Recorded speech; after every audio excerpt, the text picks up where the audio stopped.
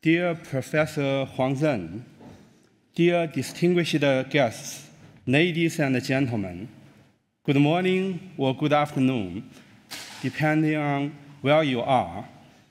My name is Kevin Tu. I am the Managing Director of Agora Energy Transition China. We are a Beijing-based energy and climate research institute with strong ties with Agora in Berlin, Brussels, and Bangkok.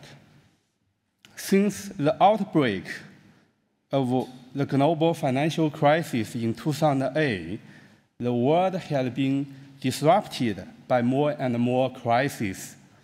To name a few examples, US-China trade war in 2018, the COVID-19 pandemic in 2019, the Russian-Ukrainian war in 2022, and the deteriorating European energy crisis thereafter.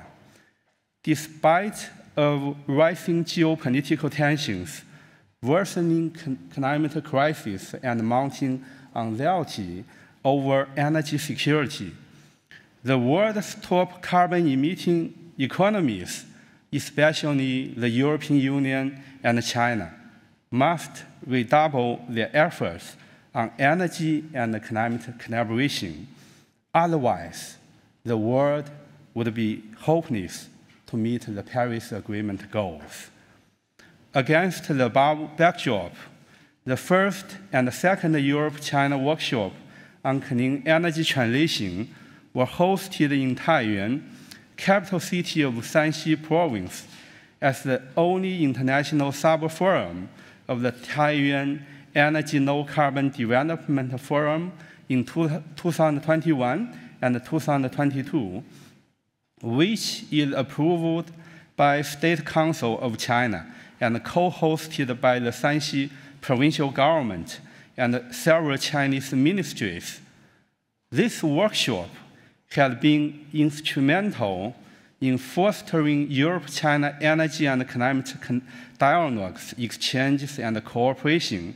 Now, it has moved to Europe for the first time, focusing on shared net zero prosperity within an inclusive and sustainable recovery framework.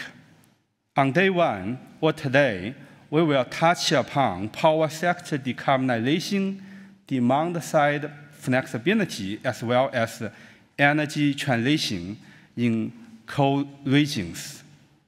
On day two, we have other programs. Now, without further ado, I would like to invite our partner, Mr. Chen Zhang, President of Shanxi Energy Research Institute, and also President of Shanxi Dual Carbon Research Institute, for a 10 minutes opening remark. Mr. Chen, the floor is yours. 陈理事长，有请。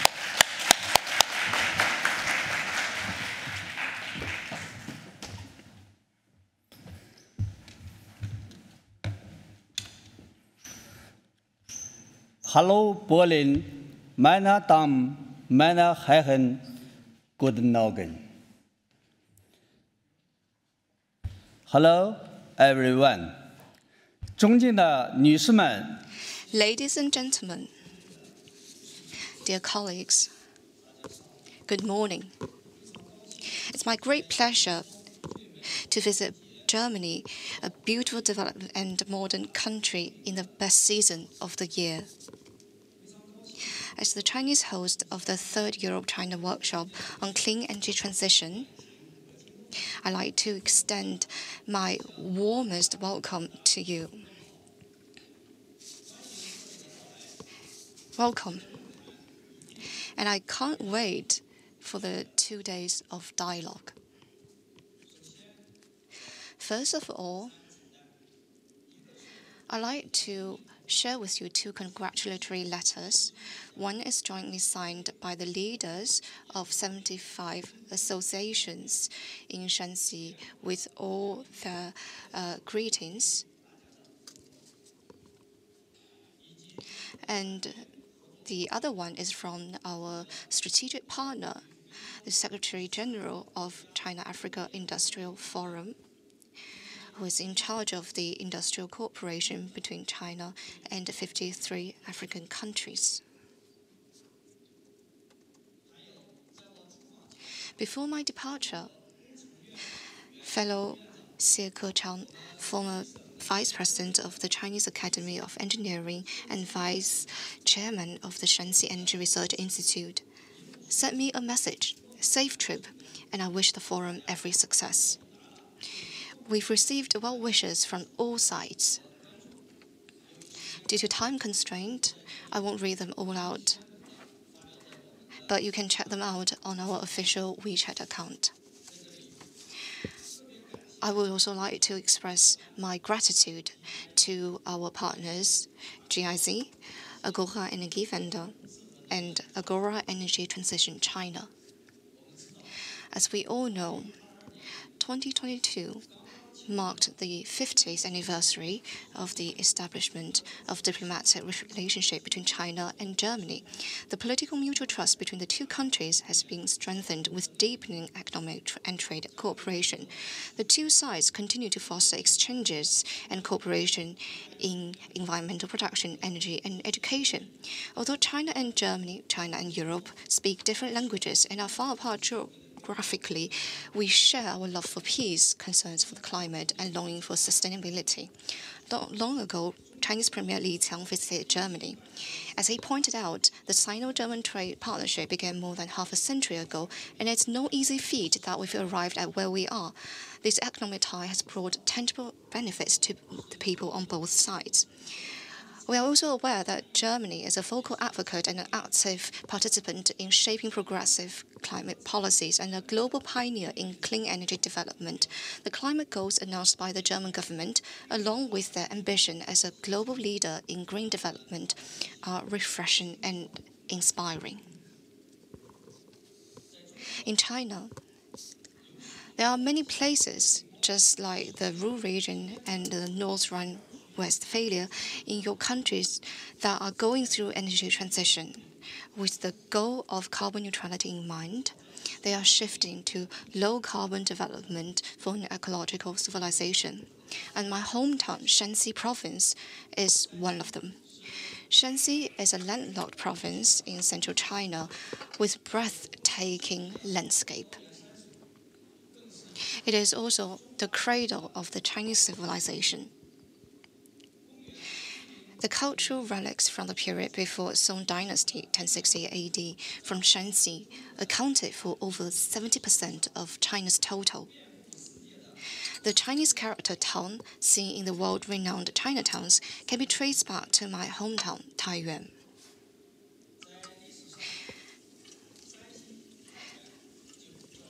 As Tang was the name of Taiyuan in ancient China. Such is the influence of Shanxi on the Chinese history and culture. Taiyuan is also the first city in the world to electrify its entire taxi fleet in the 21st century. Shanxi has abundant coal resources. And also, in Shanxi, there's a region actually called Berlin. So you can see the connection here. The area with coal reserves in Shanxi accounts for 40% of the total area of the province. And about 1/3 of coal reserves in China come from that. As a resource-rich province, it supplies energy to support China's development and its role in international division of labor, serving as an important pillar for the country's growth. Electricity from Shanxi once lit up half of China's lamps. Now, Shanxi is also an important place for China's efforts to achieve carbon neutrality. The Chinese government has designated Shanxi as an important national pilot region for this effort. Now, that is also why the Chinese-German Research Institute is named after the energy revolution. Now, In recent years, Shanxi has removed 150 million tons of excess coal capacity, shut down coal-fired power plants for over 42 million kilowatts, and shifted its focus to renewables, wind, solar, biomass, geothermal, hydrogen. And we're well on the way to help China achieve its goal of carbon peaking by 2030 and carbon neutrality by 2060. The Shanxi Energy Research Institute came into being as the government designated Shanxi as a national energy base in the last century. This think tank was established by the Shanxi provincial government in 1985. And many of its heads of the board were concurrently the provincial governors. This was one of China's earliest such research institutes, and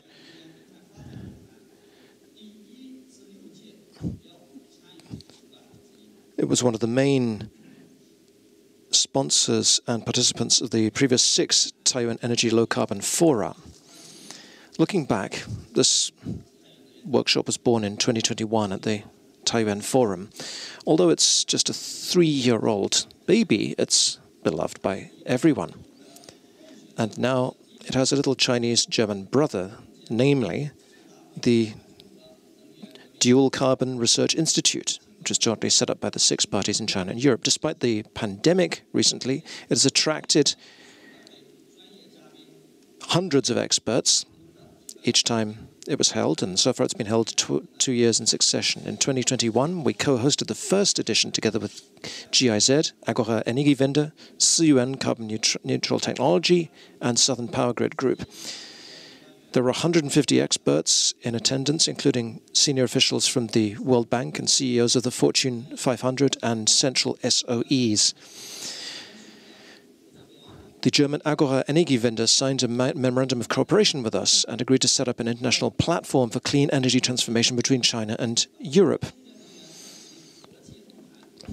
The Europe-China workshop on clean energy transition became a permanent international sub-forum of the Taiyuan Forum, approved by the Chinese State Council, and is due to be held alternately in Taiyuan and Berlin. Mr. Wu Wei, Executive Vice Governor of the province, attended and spoke at the signing ceremony.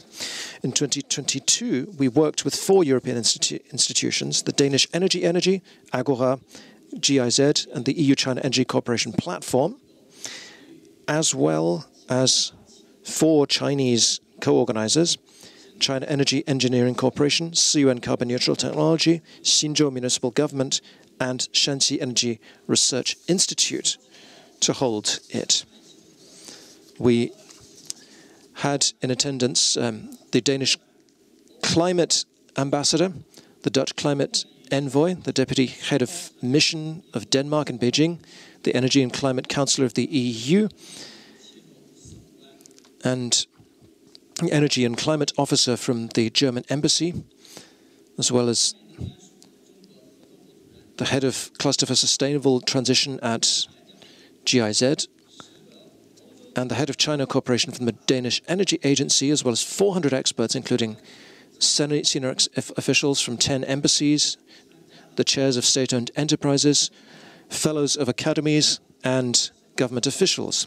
And at the forum, China's first research institute focusing on both dual carbon goals and the energy transition was set up.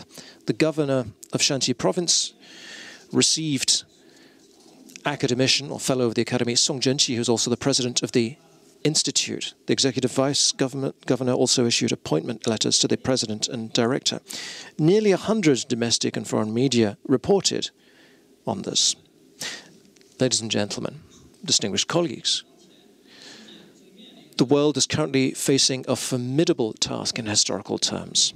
The challenges of transforming the global energy mix, tackling climate change and achieving carbon neutrality are a cause for concern, but they also make us stand united. China and Europe together account for 1/4 of the world's population, 1/3 of the total world economy. China and Europe are 2 major forces for world peace, 2 major markets for common development, and 2 major civilizations advancing human progress. President Xi Jinping believes that there is a broad base for China and Europe to deepen our global cooperation. We Chinese often talk about win-win collaboration, and that's reflected in the history of our language. Now, our forum reflects exactly that. We see so many guests here working together to harvest the fruit of blooming collaboration. At the 2022 forum, I said, let's join hands to turn the China-Europe workshop into a platform for expert dialogue, progress showcase, and international cooperation. Let's join hands to drive China-Europe cooperation for global sustainable development and ecological civilization. Now, today, I would like to end with the same words and offer my best wishes. Thank you very much, and I wish you every success.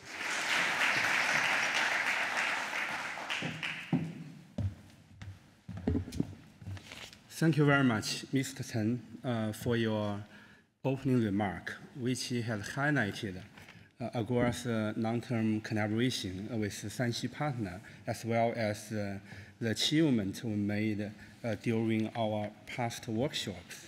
And we look forward to continuously work with like-minded partners in Shanxi and beyond to move energy transition agenda forward in Shanxi and other parts of China in the years to come. Now, I would like to invite our distinguished speaker, Academic Huang Zhen, who is the academic of Chinese Academy of Engineering and a distinguished professor at Shanghai Jiaotong University, to talk about Chinese perspective on carbon-neutral energy system and opportunities for cooperation between Europe and China. Professor Huang, the floor is yours. 有请黄院士。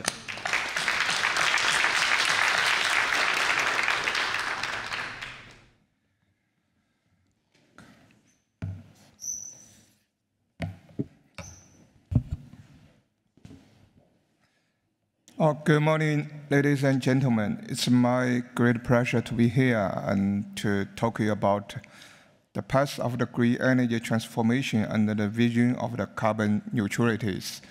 So I'm from the Shanghai Jiaotong University. My name is Zheng Huang. Let me see.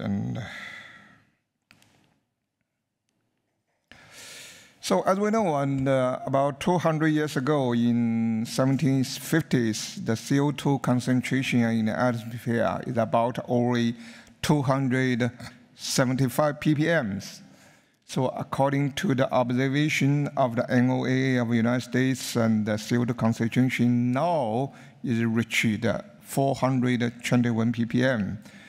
So and then you can see, if we mark the first, second, and third industrial revolutions, so it can be that the perspective of the first, second, third industrial revolution, the utilization of the fossil energy, coal, oil, gas, have greatly improved the labor productivities. So over the past 200 years, and when the human society has achieved great prosperity and also development, so as we know, the serious environmental problems, also the climate change has been emerged. So in the recent year, we know very well, reducing greenhouse gases has become highly consensus of the international communities, also including the COP26 and COP27. So many countries has updated their carbon reduction targets. So as we know, over 136 countries around the world has announced to achieve the zero carbons or carbon neutrality around 2050s.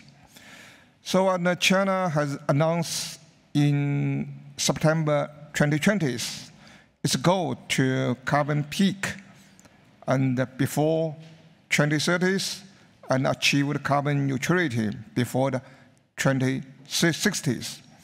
So also, as we know, and China has issued a key guidance and action plan, also to accelerate the construction of what we call 1+N, the policy systems from central government to local government, to push, to promote the carbon peak and also the carbon neutralities. So according to Chinese Academy of Engineering's report, about 88% of China's carbon dioxide emission comes from the fossil energy utilizing process. So that means towards carbon neutrality, we are facing green energy transformations. So as you know, and according to China energy structures, first in 2020, you can see about the non-carbon-based energy, including renewable energies, also including the nuclear energies, is already account 15%, and 85% is oil, coal, and gas. So according to my research group, and we estimate by the years of the 2060, before the, we call carbon neutralities, in China, and at that time, a non-carbon-based energy will larger than 85%. Also, fossil energy, including oil, coal, and gas, were less than 50%. So that means that it's the disruptive green energy transformations. So according to the path of the green energy transformations in China, so I put forward 4 points. The first point is very important, is the renewable energy from the supplementary to the main energy source. So, you know, and you can see, and for the, in the old days, and in China, and we mainly use fossil energies, and we use like the thermal powers. So the thermal power have a characteristic is a controllables, also continuous supplies. But nowadays, we are making efforts to decarbonizations. We will promote to large-scale use of the renewable energies. But as also we know very well, renewable energy have the characteristic of the redundance, also intermittence. So that means that we need to reconstruct energy systems. And also we need to establish what we call novel power systems with renewable energy as main bodies. So, and the renewable energy from the supplementary to the main energy source are very important. You know, in China, the scale of the renewable energy utilization is ranked first in the world.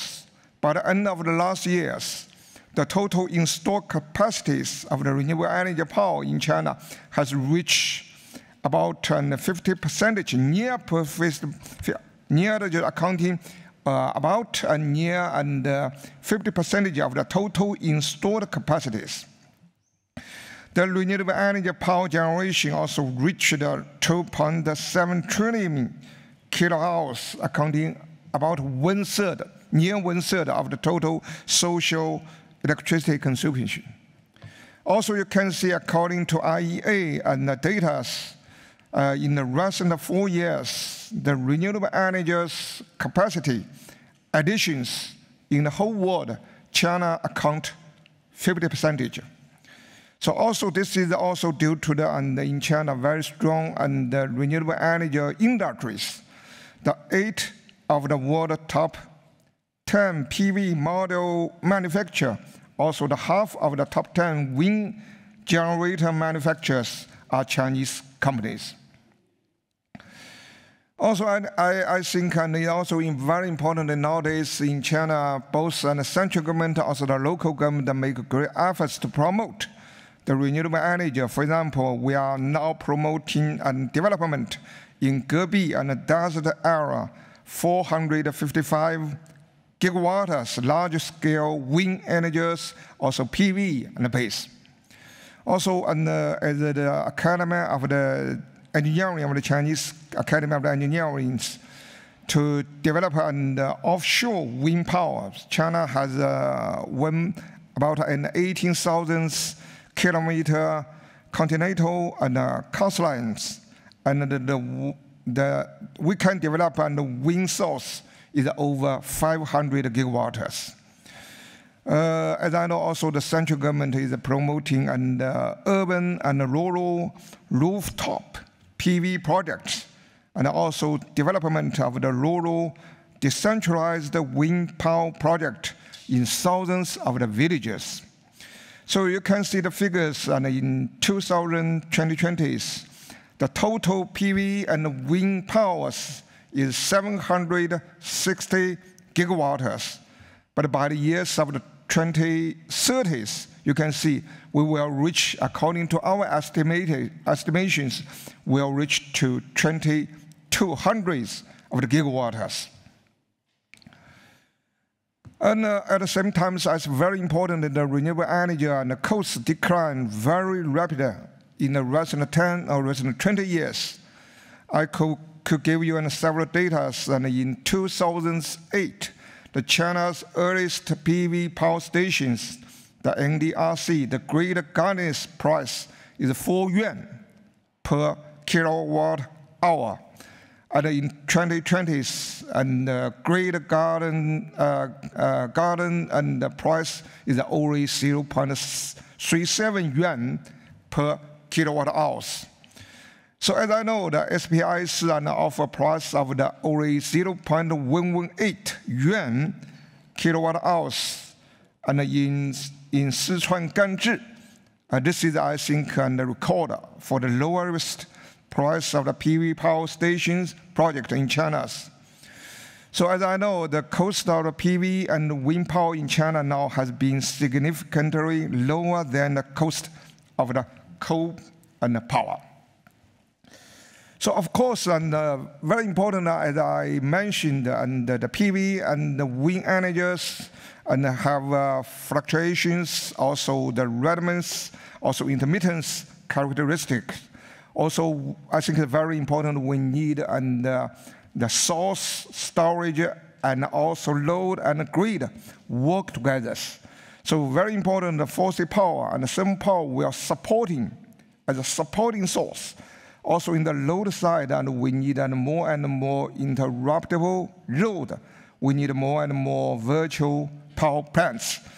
And in the storage side, and we, in China, and make a big development and for the medium and short-term energy storage, also long-term energy storages. For the grid side, very important, I think, and we will make the grid and more and more smart, also digitals. And very important, I think, the flexibility on both sides, for the supply side, also the demand side. This is the first point. The second point is the fossil energy and move from the main energy to the supporting energies. So this is also very important, but I think that the fossil energy and as a supporting energy also very important should be under zero carbon emissions. So that means that the CCS and the CCU will be very important, will become a standard configuration to realize a large-scale utilization of fossil energy with zero carbon emissions. Also, I think that the power from coal with the flexible adjustment capability also will be very important mean to compensate the solar and the winds to balance their fluctuations of the renewable energy source. This is also very important. This is the second point. And the third point also is very important. So if we can provide a large-scale green electricities, electrification will be the most important path to the carbon neutralities. So, and according to some report, and in 2021, so in China, and the proportion of the electrifications is about near 27%. But and I think that the China electrification levels are expected to be about 50 to 70 by the 2060s. It's very important, and we use electricity, green electricity, to replace the coal, replace the oil, replace the gas, and to promoting the electrification of the industries, constructions, also the transportation. This will be a very important means for the carbon neutralities. The final point is that renewable fuels and green electricity will be form an important combination of the secondary energy decarbonizations. So, and we can use in the near futures, and we can use large-scale green electricities to produce hydrogens, ammonias, also the synthetic fuels. And this we call the power-to-X in European countries. Also, you call the e-fuels. So this is also very important, and based on the zero carbon powers, the renewable fuels can be produced as a chemical energy storages, so as to overcome the natural defects of the large fluctuation of the wind and solar energies, playing a very important role in the decarbonization of the industries that is a difficulty to be electrified. So, and I think in China, and very important the general trend of the energies, and we can see the fossil energy utilizations and development based on the underground natural source will be moved to the renewable energy utilization and development based on the science and technology innovations. So, and in China now, very important how to reconstruct the energy systems. In my opinion, the target will be, and we will establish the renewable energy plus energy storages. So this will be, we call, high proportion of the renewable energy as the main bodies. At the same time, the fossil energy plus CCS or CCU, also plus the nuclear energy, will be as supporting energies. And finally, we will establish highly electrified and also clean, zero carbons, high efficiency, and also safety energy systems. As a scientist, I think very important also for my colleague and our vision is in the past, and we rely on the fossil fuels, the products of the sunshine, hundreds of the millions of the years ago. And in the near future, the daily sunshine will provide us inexhaustible heat, green electricity, and also the renewable fuels. So, and finally, the conclusion remark on the carbon neutrality and will lead to new zero carbon industry systems, which I think will trigger hundreds of the trillions investment also an industry opportunity in China. A host of the new technologies, new industries, and the new business models will be created. Carbon neutrality in China, I think, is not just a challenge, it is an opportunity. So finally, and as I know, Germany's energy structure is very similar to China before, and with the coal as the main energies in the past 2 decades, Germany has successful and promoted green energy transformations. So as I know, Germany has announced to abandonment of the nuclear, also phase out coals, and become carbon neutralities and by the years of the 2055. Germany is a pioneer of the green energy transitions. Also, I think it's worth us to learn from. So, we are looking forward to the collaboration between China and Germany in green energy transformations and carbon neutralities. Also, we hope to make common efforts to contribute to the global greenhouse gas emission reductions, also to make contribution to the climate change mitigations. So that's all for my presentation. Thank you very much.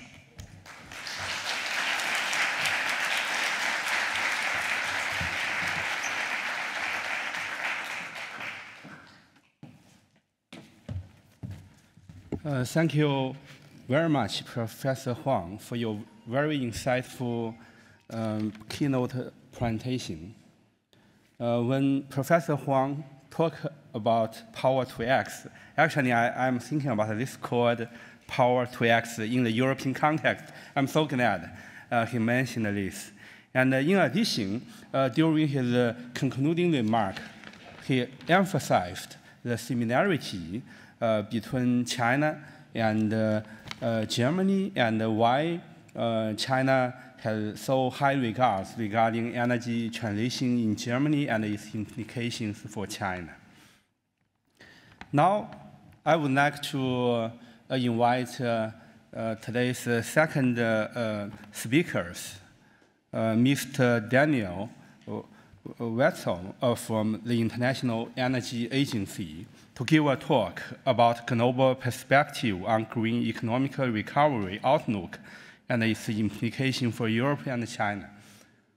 I used to work with IEA, but now I realize after the pandemic, this has drastically changed how we participate in conference, whether we participate in person or online.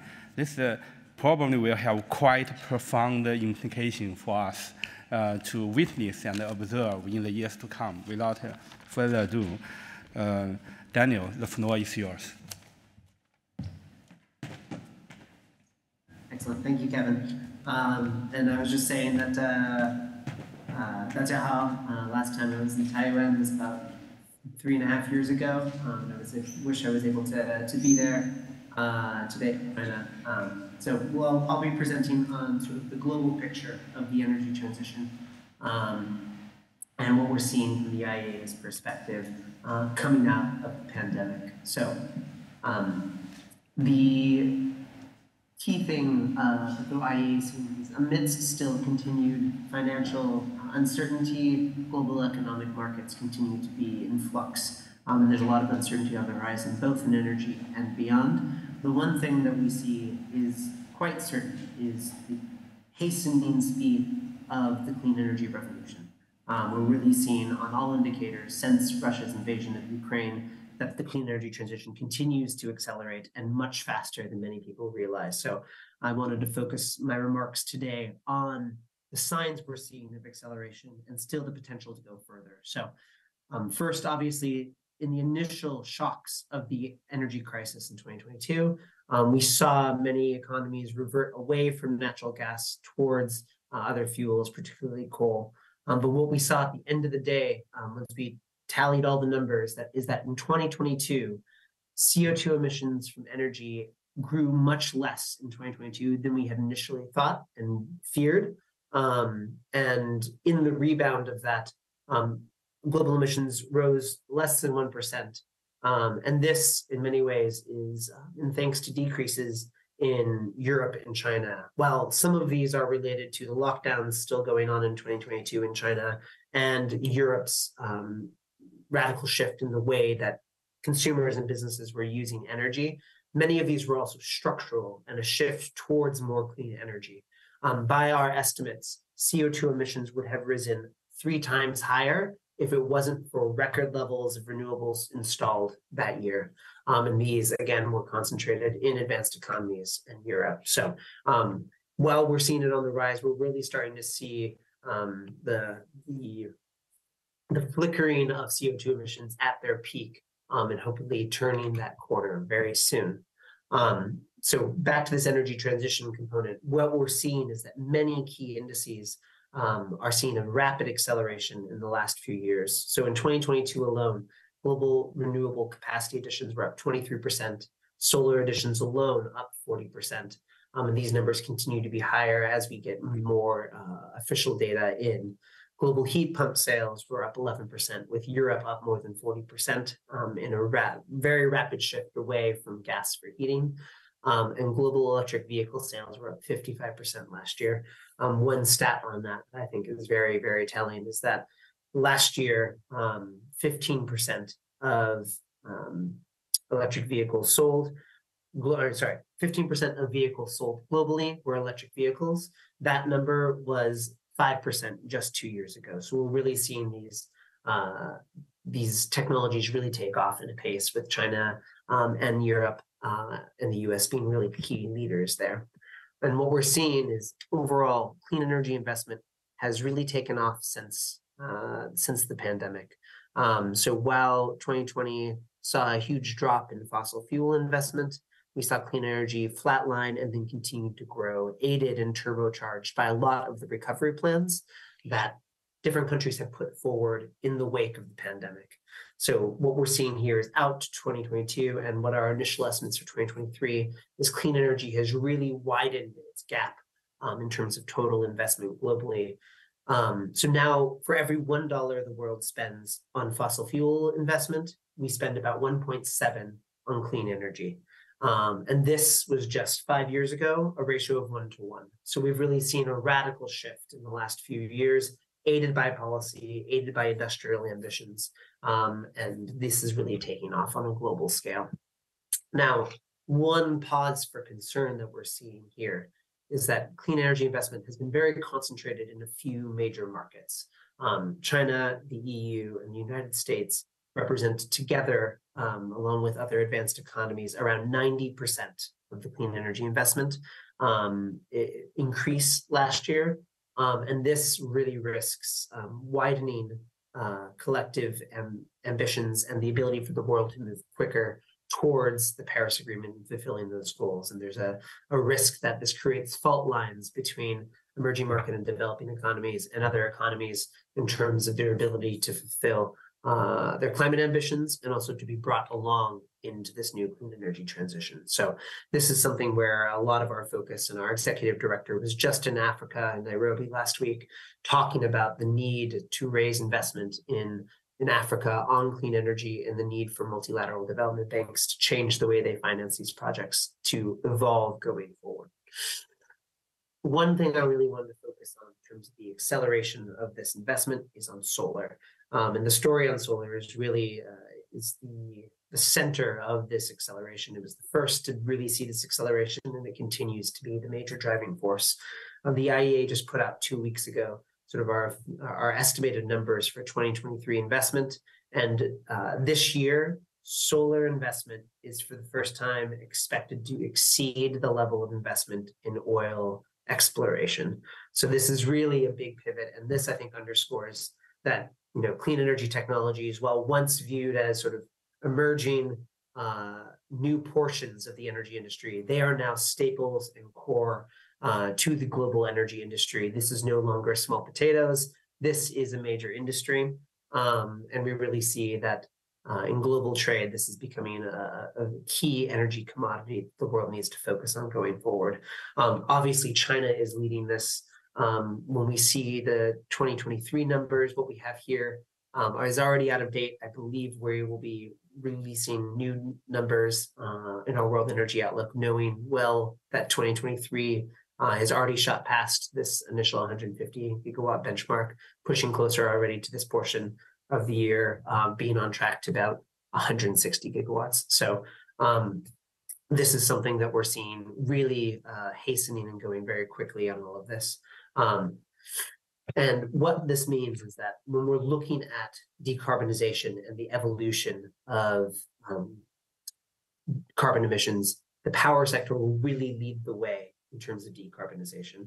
What you see on the left here, this graph, is showing that while there was a surge initially in the first few years after the energy crisis in coal, by the end of the decade, our latest projections have coal globally down around 1,000 terawatt hours. Of course, this is partially because coal evolves to a more flexible mode that's helping integrate renewables, working in tandem with power markets and other forms of flexibility to really embrace renewables and integrate them well. But we see the low-cost solar and wind push, and also nuclear and natural gas still growing in our stated policy scenario, which sort of projects what we see as the trajectory today. We see this becoming a huge shift, bringing more renewables on. And this is leading to a rapid decline in power sector CO2 emissions within this decade, led by advanced economies, but also emerging market and developing economies, with China being a major leader there as well. Now, of course, while this is all very good news and we're seeing signs of acceleration, we need to double down on this acceleration. What we're seeing is, so first, I want to take a step back and celebrate the success of this acceleration. when looking at what the IEA had envisioned based on policies when the Paris Agreement was signed, we wanted to see, great, what was this going to mean for CO2 emissions under the policies that people had on the books today? And what we saw is that the emissions would rise to unsustainable levels. We were going to see much, much higher levels of warming that were absolutely not within the realms of meeting the Paris Agreement. But what we saw is today's policies, so everything that's been passed since 2015 to today has already shaved off about 1 degree of warming in terms of end of century warming on the globe. So this is great cause for celebration. But under today's policies, we're still landing at a world with about 2.5 degrees of warming. Now, when we look at all of the net zero ambitions that countries have put on the table, including China's to reach net zero by 2060, Europe's to reach net zero by 2050, we see this coming down. This should limit global temperature rise to around 1.7, 1.8 degrees by the end of the century. Of course, there's still a lot that needs to happen for countries to accelerate to these targets. Current NDCs are not aligned with many of the long-term pledges for decarbonization. But we can see that if those are fulfilled on time and in full, we're already under the Paris Agreement threshold. And of course, to get to limiting temperature rise to 1.5 degrees C, we'd have to be in line with the IEA's net zero emissions by 2050, which requires further reductions, and in particular, further reductions out to 2030 and within this decade. So the last thing I'll leave you with is one more sign of hope, which is already for many key clean energy technologies, the supply chains are ramping up to be able to meet this ambitious target in the net zero. So what you see here on the gray and the purple is this is the manufacturing capacity for these energy commodities that we need for our clean energy revolution, where they're at today relative to what they would need to be in 2030 to be consistent with a 1.5 degree scenario. And then what we did is we assessed sort of company by company, what were the announced projects in the pipeline. So this blue and the light blue. Blue is what was announced in the beginning of end of 2022. The light blue is what's been announced this year. Already we see solar PV and battery manufacturing capacity today. If all of those manufacturing facilities that are announced came online, we would have enough manufacturing capacity for what is needed in our net zero scenario by 2030. We still have gaps for wind manufacturing, heat pumps, and electrolyzers. But we know every single day people are announcing new projects, new factories, and it really is showing that the industry is geared to ramp up to be aligned with a 1.5 degree scenario, yet we still need policies in place, and we need these policies and these supports globally to make sure that this is not concentrated in a few leading countries like Germany, like China, like the US, like other parts of the world. So this is great cause for hope. But we also need to continue to invest and double down on this. And I think some of the great leading examples that will be discussed today help show us a pathway to that. So thank you very much.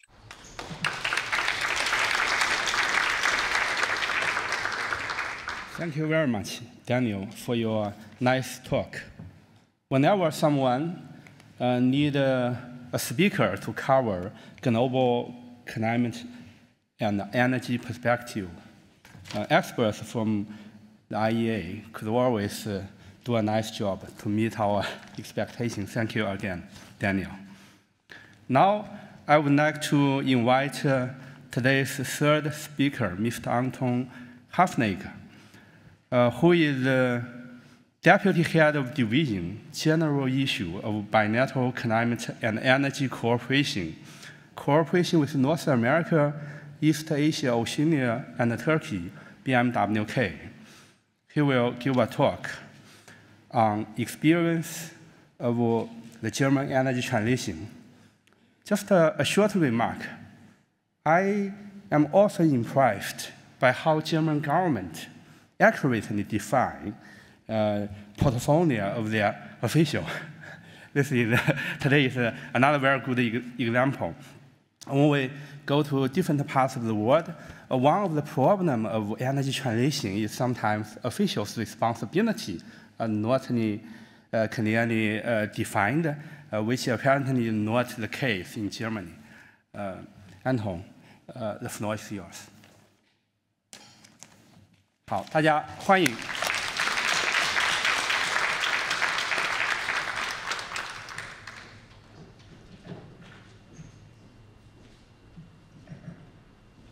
Good morning and good afternoon. Glad to be here and glad to see so many colleagues who have traveled here from China, but also from other parts of Europe. I remember a year ago, and I hope this starts my presentation. Yes, okay. Oh, perfect. I remember a year ago we had a first meeting with a delegation from China on our climate policies, and they were still traveling in a bus under quarantine guidelines through Europe. It was very difficult to meet them. So very glad that it's so much easier now to have these in-person meetings again. I'm actually filling in for one of my colleagues who is traveling back from China from the Suzhou Energy Forum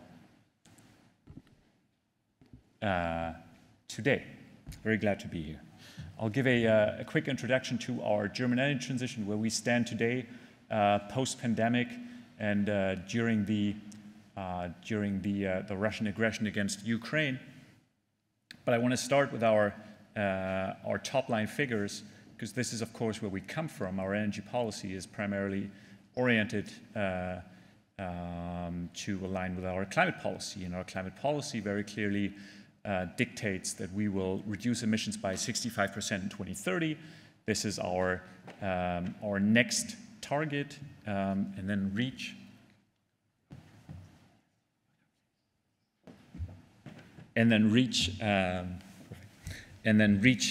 greenhouse gas neutrality in 2045. As you can see here, emissions over the different sectors have decreased with various results. We have reached reductions by about 40% in 2022, always compared to 1990. And the 2030 goal of 65% reductions is quite ambitious. And the sector that we're discussing today, the energy sector, of course, plays the primary role in that short time frame, because we consider the energy sector, and especially the electricity sector, as the low-hanging fruit, because we have all the answers, we have all the technologies available to us. We just need to put them on the ground, put them on the roofs, etc. Again, you can see our overall climate targets here on the top, and then as you translate them down into the energy sector, with a renewable target of 80% in the electricity sector in 2030. Very ambitious. Again, in 2022, we reached 46.2%, but we actually foresee growing electricity demand, because we're electrifying other sectors to help those sectors decrease their emissions as well. So we basically need to double the supply of renewable electricity from 2022 to 2030. And I'm going to go into how we're going to do that in the following slides. And the other half, of course, is always energy efficiency, especially now in the context of the energy war that Russia has tried to wage against Europe. And you can see our targets for primary energy consumption potentially being even more ambitious, but also seeing a lot of great results there just in 2022. Go to my next slide. These are the developments, especially of last year, addressing the energy crisis brought about by Russia's aggression against Ukraine, and our answer. I think we've seen a lot of discussions with our partners on how we react against the energy crisis. How do we address the energy security question, and does that answer take us away from our climate goals? And I think the German answer has shown that it does not and should not and cannot take us away from the paths that we have planned for emissions reductions. And that means that we have to invest more heavily into renewable energies. We have to invest more heavily into energy efficiency. And that is the left side of the picture here. As you can see, our renewables targets have increased quite drastically, not the targets, but the actual numbers on the ground have increased quite drastically under the new government last year. We've had tremendous results in energy efficiency on the industry side as well as on the household side. That helped us to get over a winter that was foreseen to be a lot harder than it eventually panned out through those efforts on the industry, but also on the household side. And we've been able to completely reach complete energy independence from Russia during that year of 2022. Something that was, even by the most ambitious advocates of energy independence, foreseen not to be possible in just 1 year. We were greatly dependent, as you can see here, before the beginning of the war on fossil energy resources from Russia. But within that year, we are now completely independent when it comes to natural gas, when it comes to oil, when it comes to hard coal, especially through diversification within Europe, building out our imports from Norway, from the Netherlands in a European effort in 2022, but also imports of LNG through terminals that will eventually be hydrogen ready. And I think that's key, that our response to the energy crisis is not just focused on the here and now, but addresses the energy needs in renewable energies that we foresee in the future. These are some of the measures that we've taken last year against the drastic increases in energy prices. We protected our consumers when it came to gas prices and electricity prices that increased quite drastically, especially when it comes to the gas prices. Those prices went up tenfold, 20-fold in some cases, and we did a good job in protecting consumers, but also industry, while keeping the motivation to reduce energy demand. I'll come to the renewable side of the picture. You can see here we're at about those 46% renewables in 2022. Wind onshore continues to be our most important resource. Solar PV comes next, and then we have offshore as the next most important resource, together with biomass. As we go forward, I think that's going to be on the next slide. We're already at number 1. The picture here still shows a chunk of nuclear in 2022. As you know, we have completed our phase out of nuclear energy at the beginning of the year. And we can see in the energy production numbers at the moment that most of that nuclear is actually being replaced by renewable energies, whether they're renewable energies being produced here in Germany or being imported.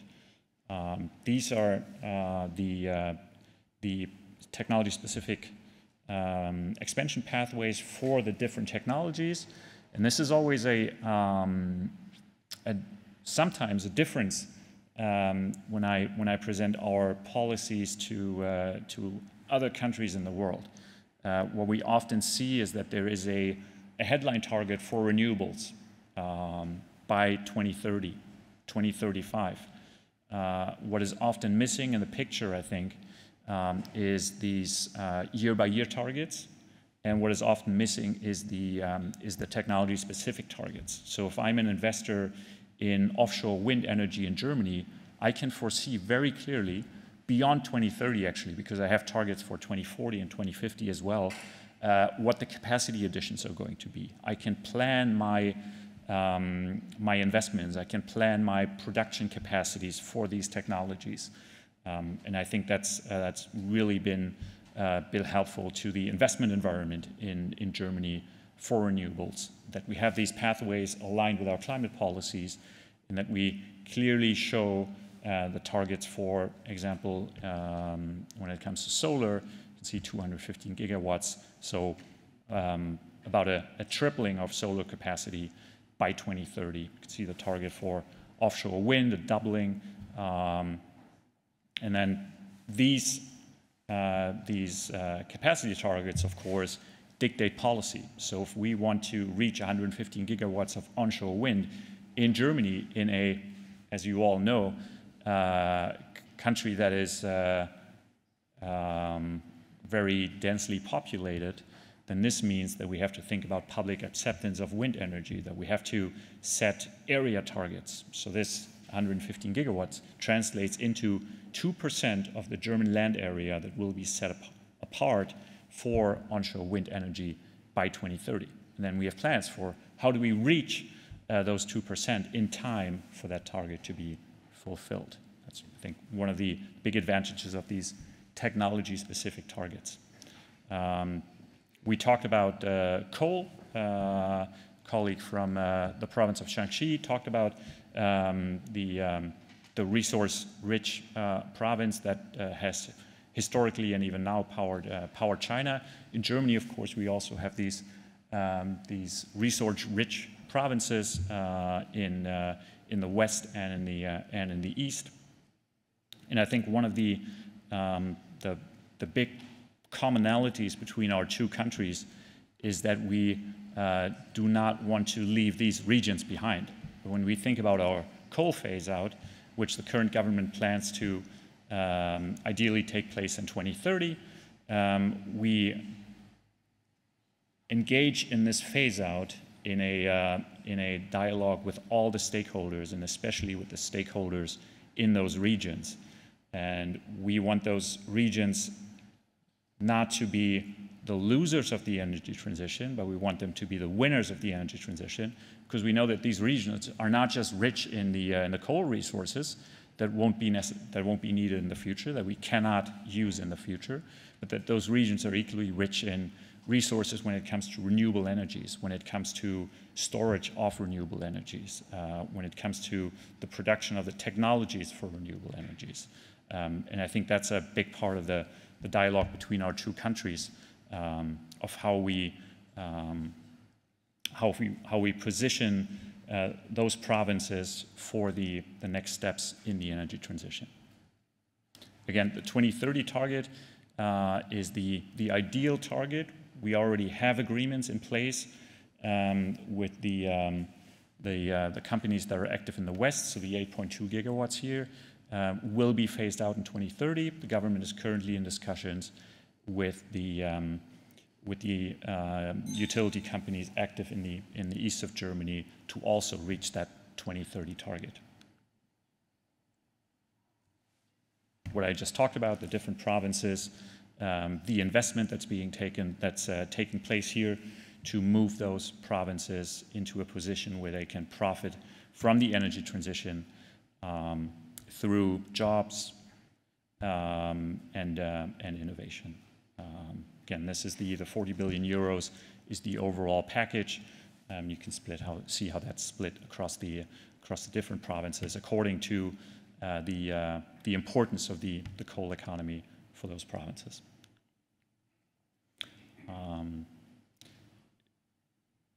One of the natural defects, if I take up that wording from the Chinese speaker, of the renewable energies, it's not just that they're variable, the wind doesn't always blow, the sun doesn't always shine, but in the case of Germany also, that we have a geographic distribution that's quite uneven across Germany. We have a lot of wind in the north, of course, especially offshore wind, but also onshore wind.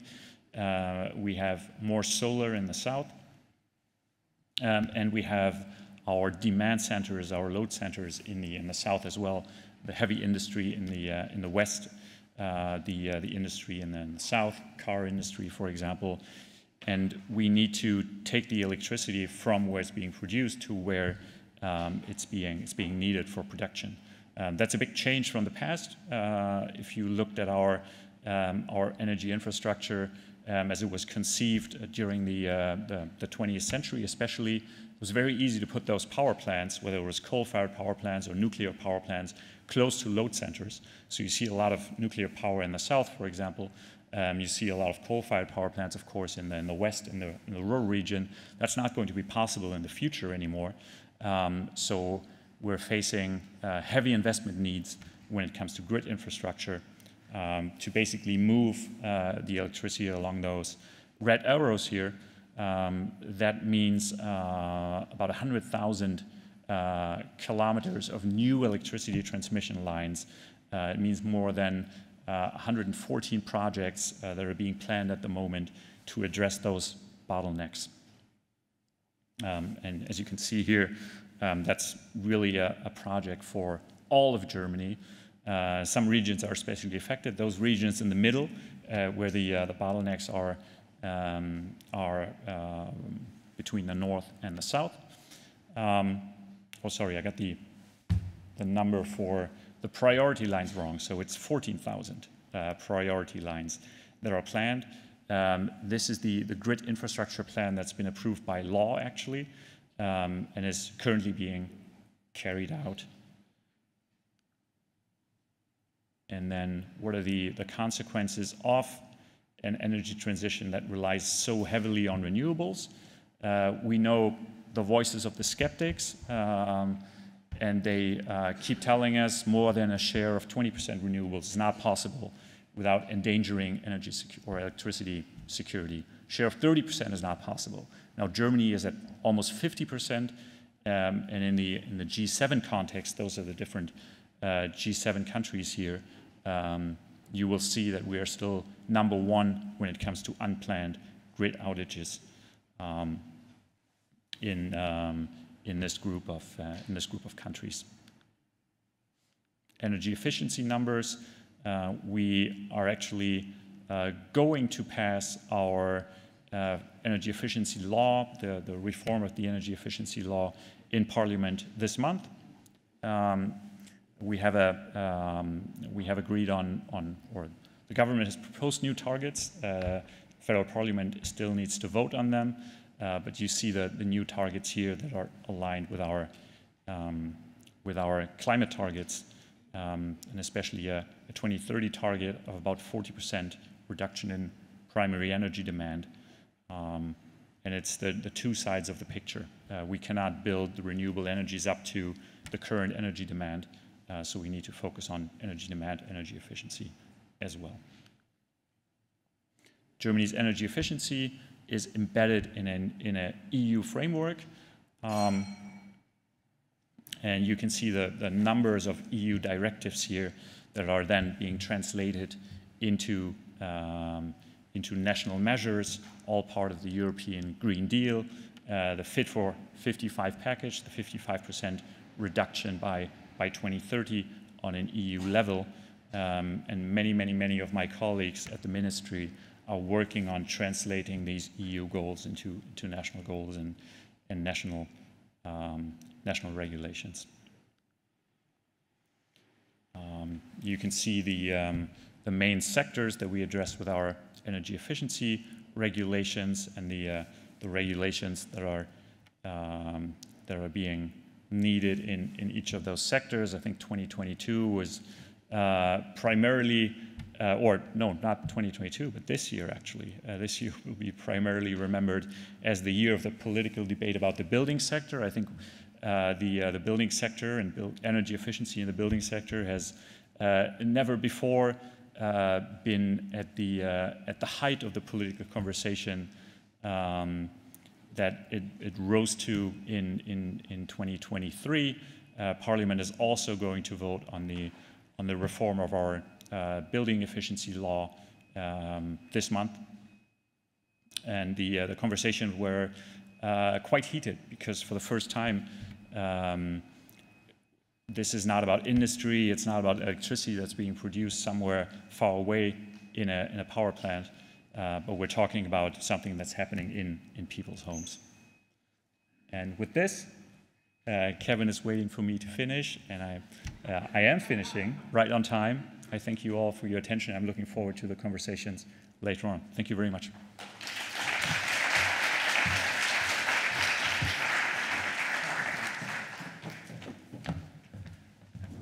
Thank you so much, Anton, for this very important presentation.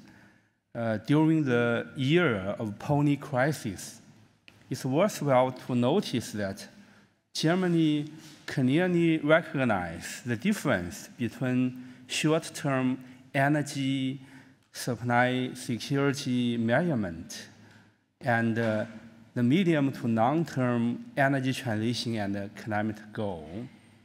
And the country has doubled down its efforts on clean energy transition and trying to build almost 100% renewable energy system by 2035. This is something we need to think about. Now, according to our agenda, it's a tea and coffee break. But some of you may also notice that there's also an MOU signing ceremony. This is how it works. So everyone could feel free to go outside for some tea and coffee. But in the coming 10 minutes, because we have a MOU signing ceremony, if you could keep your sounds a little bit quiet, that will be much appreciated. Meanwhile, because there are so many audience watch our events online back from China, I would like to moderate the MOU signing ceremony in Chinese. Please excuse me in this regard. 今天我们非常荣幸的，就是组织上海交通大学智慧能源学院和 Agora 的 MOU 的这个签约仪式。那么这个签约仪式呢，首先我想有请的是来自中方的那个见证嘉宾。第一位呢是来自上海交通大学的台能林先生。第二位是山西省能源研究会的陈章先生。第三位是电动汽车百人会的那个张珍女士，请大家。Shanxi Energy Research, and also Ms. Tainan Ling, also Dr. Yu Hongyuan.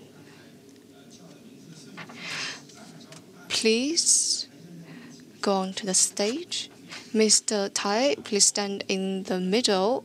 Then Ms. Zhang and Dr. Yu. Now I would like to invite our distinguished guest from the European side. The first guest who will witness our MOU signing ceremony is Mr. Anton Hefneger from BMWK. Then the second expert is Mr. Marcos Wipio from GI-led China. The third one is my colleague Yahio Milka from Agora, as well as Matthias Buch from Agora. Please come to the podium.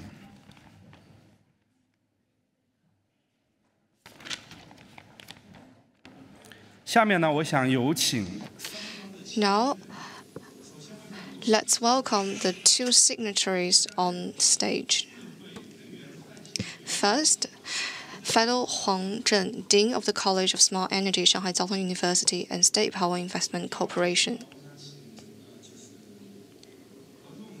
The second guest I want to invite is Mr. Markus Steidenberg, Managing Director of Agora Energiewende.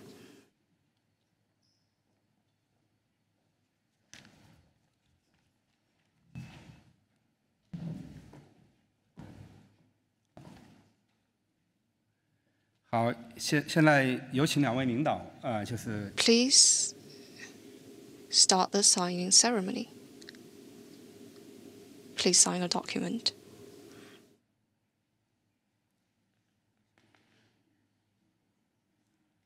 MOU 的是一式两份So we have two copies of the MOU. OK. 好，有请两位交换就是 MOU 文本。Please exchange the documents.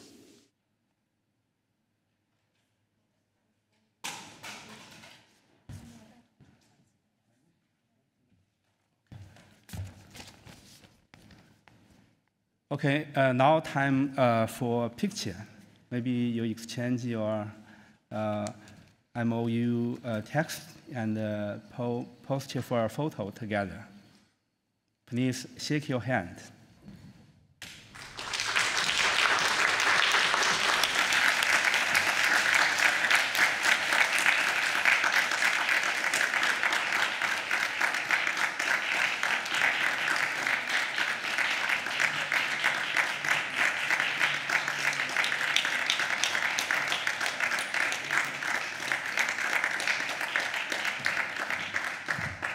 So this concludes today's MOU signing ceremony. And we at Agora look forward to cooperate with the Smart Energy College at Shanghai Jiao Tong University and the State Power Investment Corporation in the years to come. Thank you very much.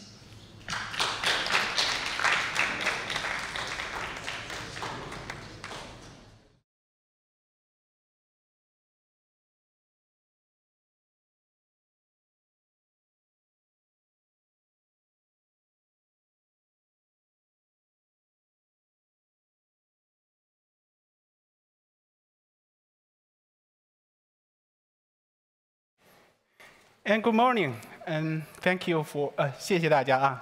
我们继续 Thank you very much. And we'll continue now with the first round of our panel's discussions. And this discussion will be on demand-side flexibility solutions in support of a net zero power system. My name is Yin Ming. I'm program lead for the China Clean Power Transformation at Agora Energy Transition China. I'll be hosting this panel discussion, and I'll start by introducing the panelists. The first expert that we have on our panel is Katharina Umpfenbach, who is Director for Infrastructure and Energy Systems at the Deutsche Energieagentur.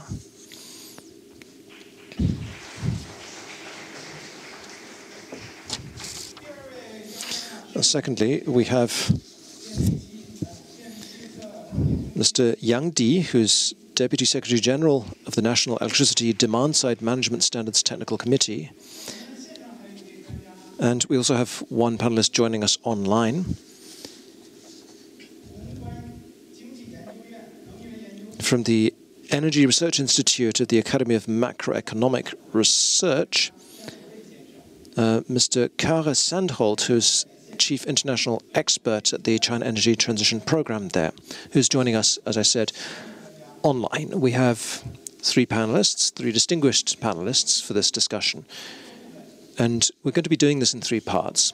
Round one is going to be a round of questions and answers. I'll be giving each panelist 5 minutes for some hopefully very concise responses to my prompts. Second round, same format. 3 questions and 5 minutes for each of your answers. And then we'll try and keep as much time left for round 3, which will be interaction with the audience. So let's begin.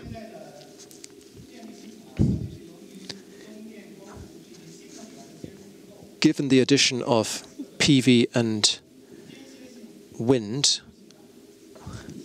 there is increased volatility and intermittency on the demand side.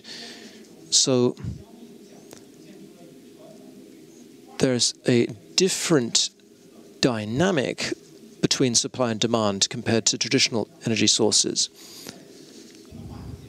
So that's why we talk about there being a more stratified balance between demand and supply. Now, against that backdrop, Chinese policymakers have set out 5 basic points to tell us what direction the power system is going to develop in. There's 2 of them in particular which are highly relevant to our topic for this round. Firstly, coordination of supply and demand, and secondly, flexibility and intelligent management. Now, we're talking about flexible resources on the demand side. Now, That includes electricity users who need to adapt better to the coming online of renewable energies.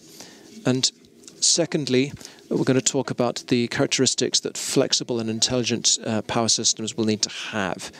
And I think we do have the right panelists to answer these questions. We have one expert on use of flexible resources and policy support for that in Germany. We have another expert, Mr. Yang Di, who is an expert from the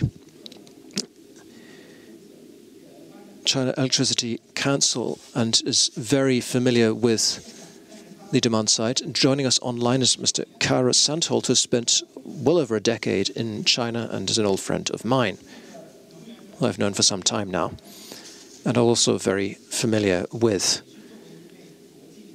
developments in China's power sector. So I'll be asking him to come in as an international expert to give his own perspective, guided by these prompts on how China's power system will manage. Now, we've got some specific questions which we're going to be asking for this discussion. If you have more questions that you'd like to hear the panelists approach, then you're welcome to put them in the chat box. Firstly, first round, I'd like to ask Ms. Umpfenbach, could you please just summarize the development of Germany's demand-side flexible resources in the power system? Thanks very much. Hello, good morning from my side. Do you hear me? Does it work well? I have to say that I have difficulties with the translation. I think there might be an interaction between the microphone and the translation. So forgive me if I don't understand all the bits that were said in Chinese. Well, flexibility demand.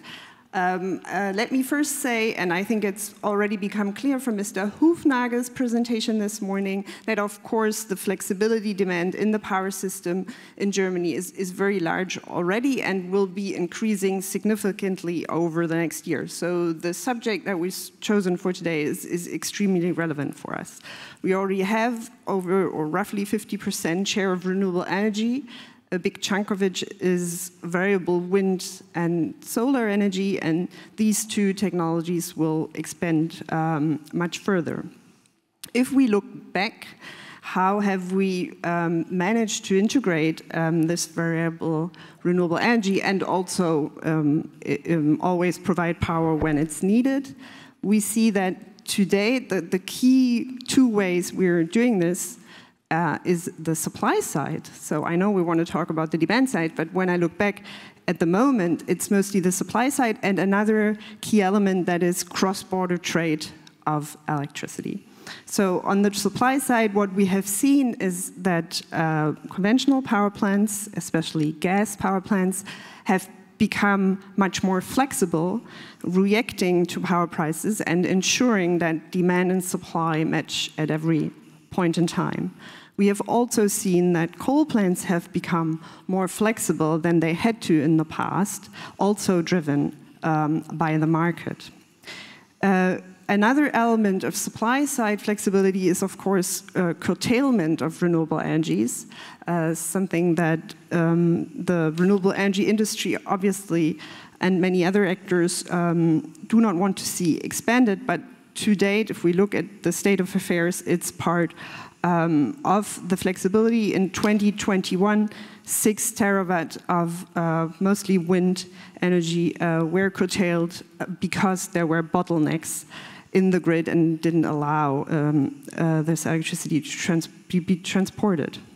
And then we have also on the supply side some storage, pump storage mostly, and batteries.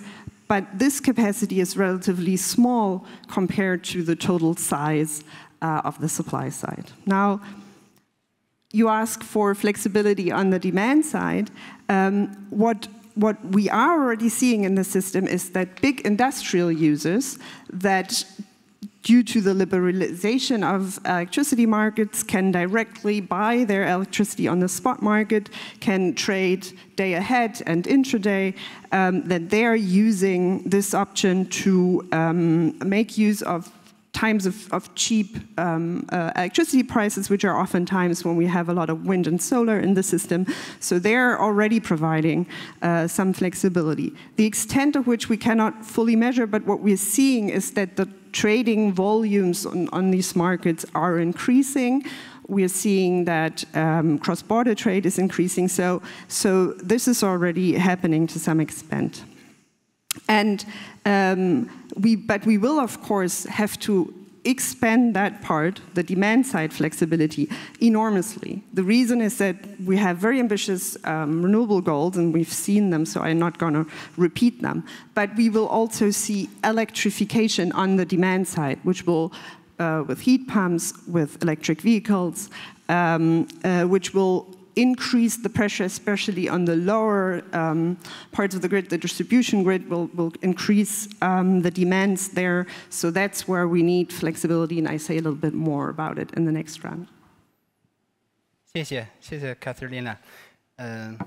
下面呢，我请杨迪先生啊。Thank you very much. I'd now like to ask Mr. Yang Di to give us an overview of the flexible demand-side resources in China as they exist at present.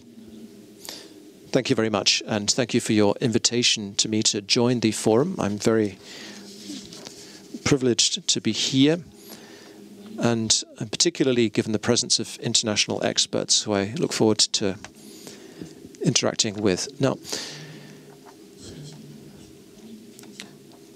the EU and the US really paved the way with flexible demand-side resources.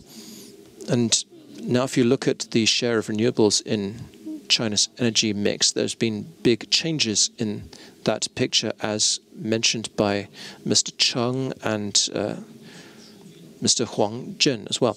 Just some basic figures. Last year, total installed capacity for wind and solar rose to 2.25 trillion. Now that, if you compare it to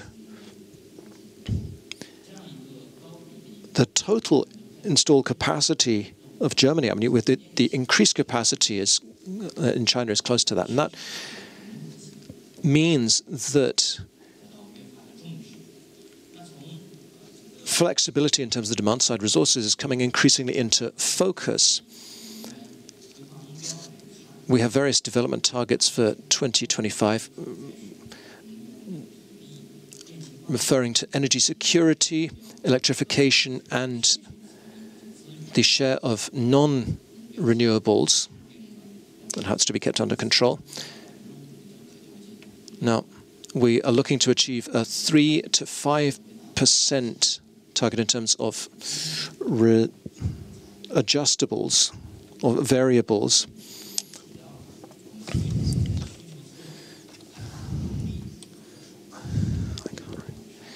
Now, of course, we don't have everything in place, and it's very difficult to fill that gap. Now, people have different concepts of variables as they can be deployed, but we have an official definition, which is resources that can be used in real time for flexible changing of our use of electricity, and in particular, in order to achieve an optimization of use of electricity or low carbon use of electricity, and resources at the same time which can be used on a system level basis to carry out adjustments. Now, the Chinese energy mix and the technical means available and policies still have to be updated and completed.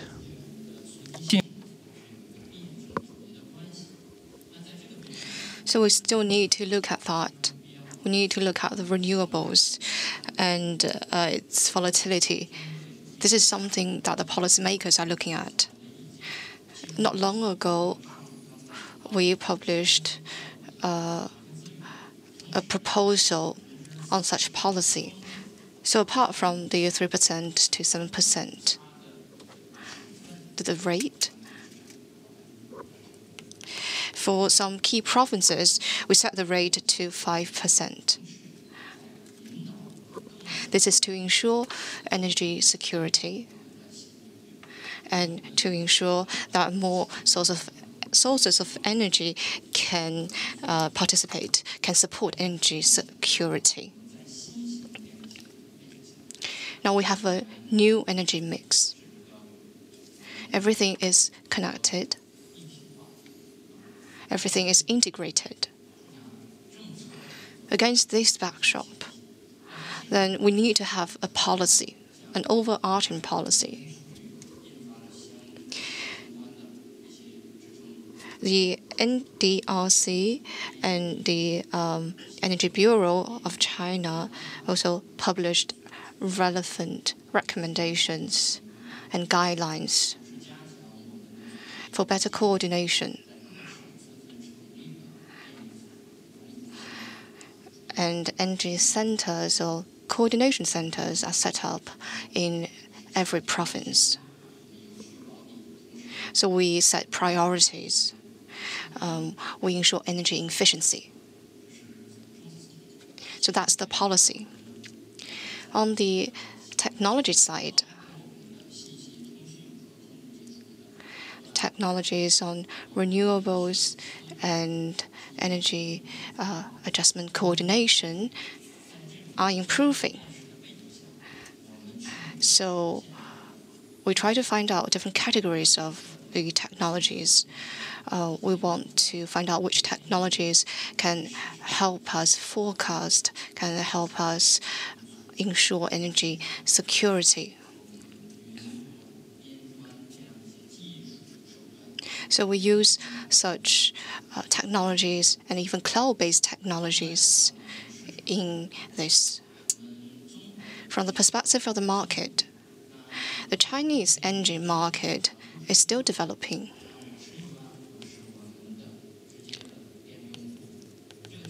So there are about 500,000 direct customers.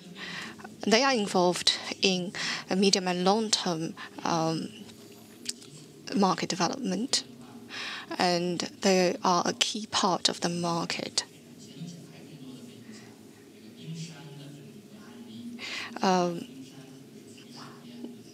So take the iceberg as an example, or as a metaphor. We only see the tip of the iceberg, but there's a big part that's below the water. So that's the potential resources. So we need to know how to capitalize on that to ensure energy security. Thank you. Thank you very much. Now, let's invite Mr.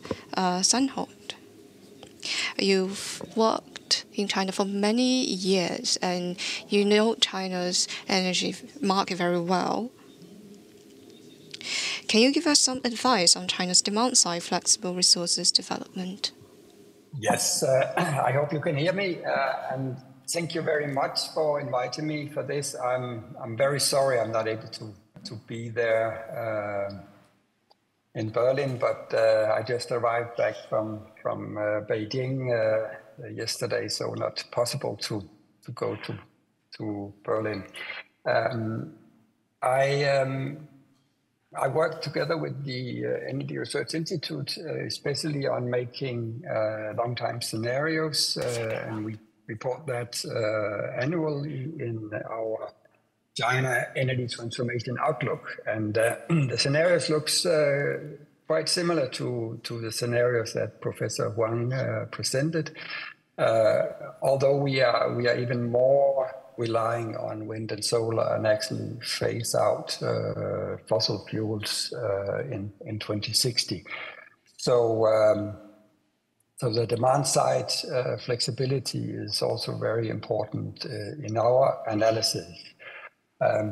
We have several interlinked strategies when we set up these scenarios. The first is to promote energy efficiency in the end-use sectors, which also includes a huge degree of electrification to force out the use of fossil fuels in the end-use sectors.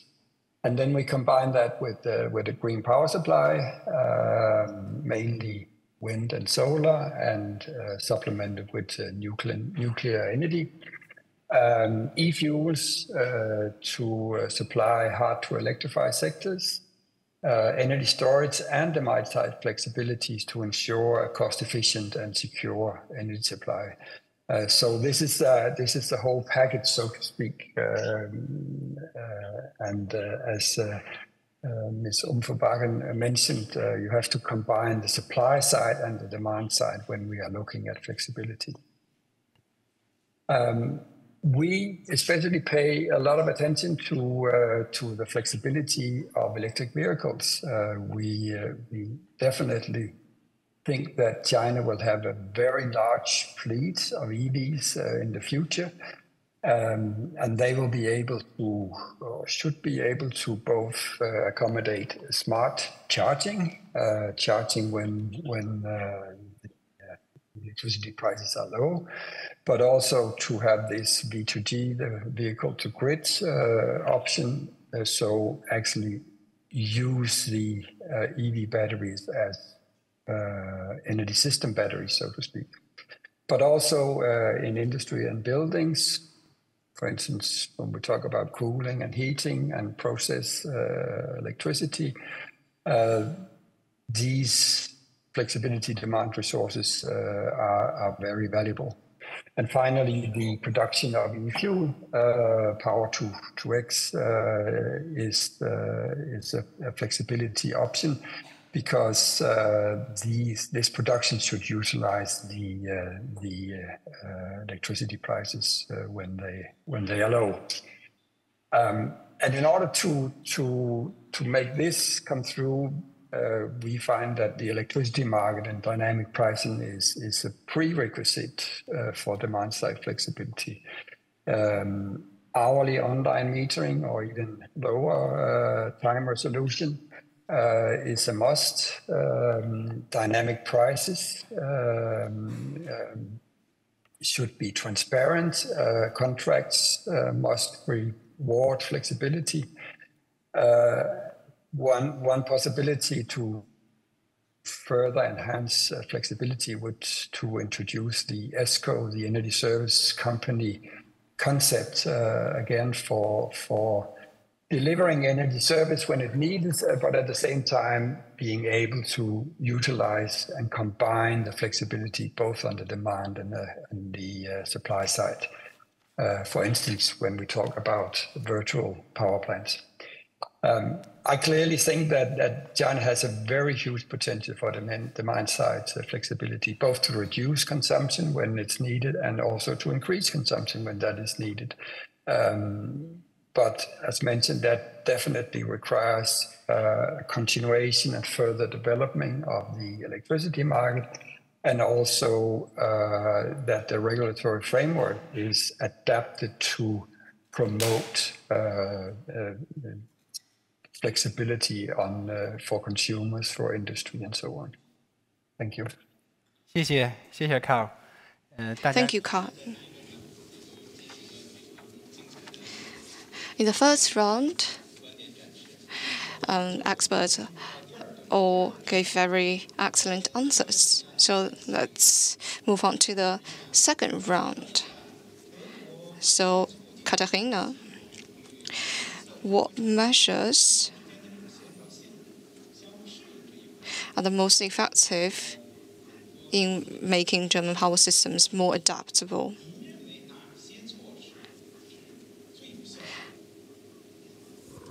Thank you. Yes, instruments. Well, I think one key question when we think about instruments is that we have to think about our goal more specifically. So flexibility, at DENA we try to differentiate between market-orientated flexibility and grid-orientated flexibility.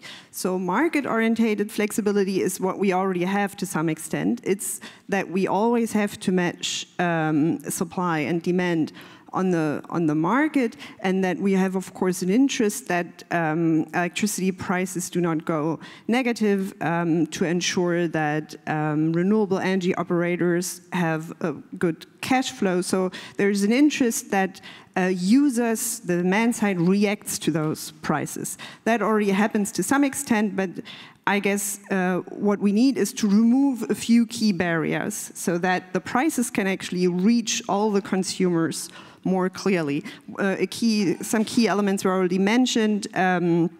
Flexible tariffs. We have a particular issue in Germany for energy-intensive industries that, as a legacy from an old system that was dominated by baseload, to still today have grid fee. Have their grid fees organized in a way that they're penalized if they have a big peak. Although such a peak can be very useful on a day where there is a storm on the North Sea and you have a lot of offshore wind coming into the system. So that's a key barrier that we need to remove. On the side of small businesses and households, it's digitalization that is the key enabler, smart meters, and then the tariffs that go with that, and maybe even some automatic system to work with the different technologies in the house. If we talk about grid-orientated flexibility, the picture is much more complex. So we've already seen that we have this bottleneck between the north and the south, which today is often solved on days of much production in the north. We curtail in the north, and we use mostly fossil fuels in the south to cover the demand there. But we also have bottlenecks on a more local level, more localized in the north, but also on the distribution level, solar dominated. We might have one day issues in suburban regions when everyone plugs in the electric car at the same time. So that's where we also need flexibility to make sure that the grids are always stable and have sort of the right, do not overuse their materials and so forth. And that's more complicated because in this case, it matters where the flexibility is. So, whereas for the market-orientated flexibility, it can be anywhere in Germany. And that makes it a bit harder to find the right instrument. We have a long discussion going on instruments that could solve these issues. We discuss local price signals.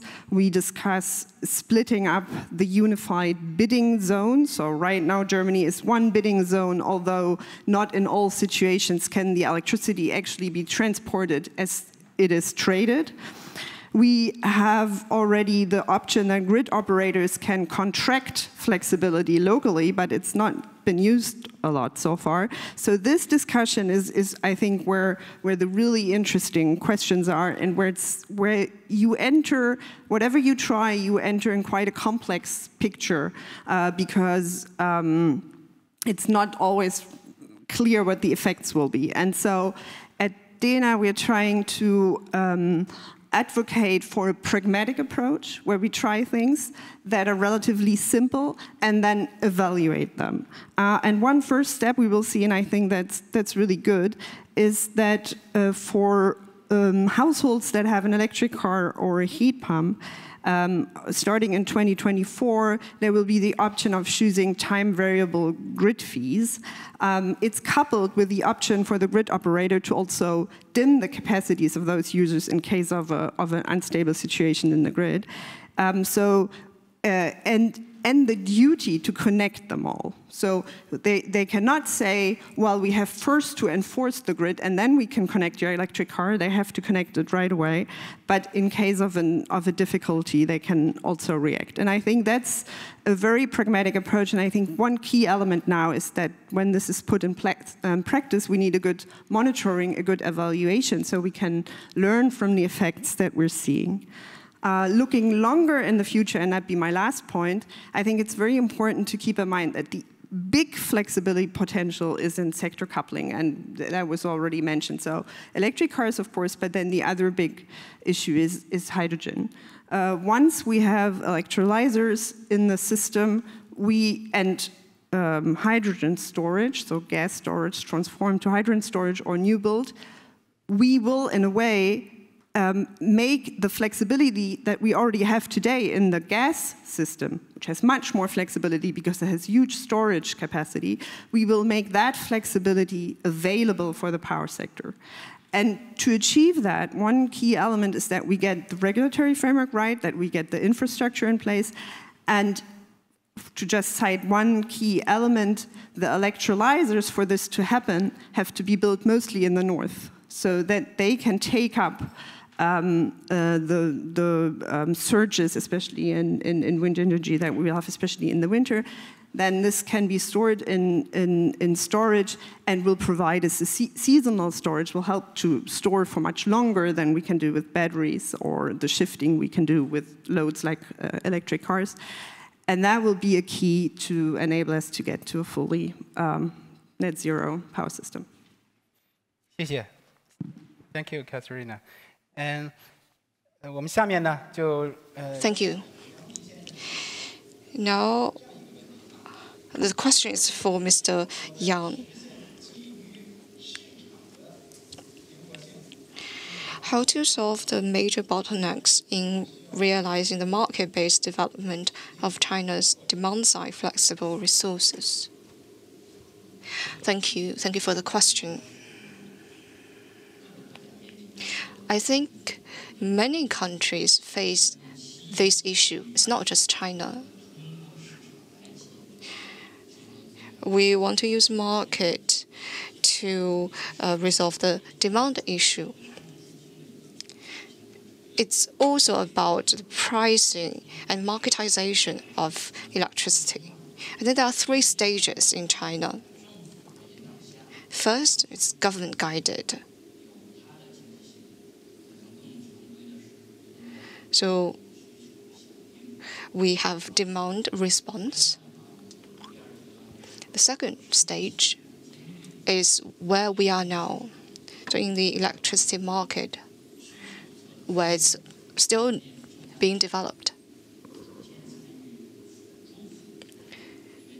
So the demand side is kind of contributing to the flexibility. But stage 3 is what we're more looking at as a final destination, which is the electric power market ensuring the discoverability of prices. Now,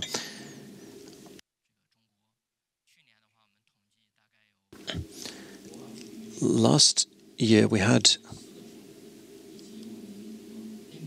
12 provinces in the state power area and 4 other provinces and Inner Mongolia as well, which had a total of 80 times we had demand-guided prices and a total volume traded of 5,000 kilowatts. Now, guided by the government, more users were able to experience dispatchable power. So this government-guided mechanism has seen certain provinces trying to slowly move towards market adjustments. Now, Zhejiang and Jiangsu province this year have announced measures where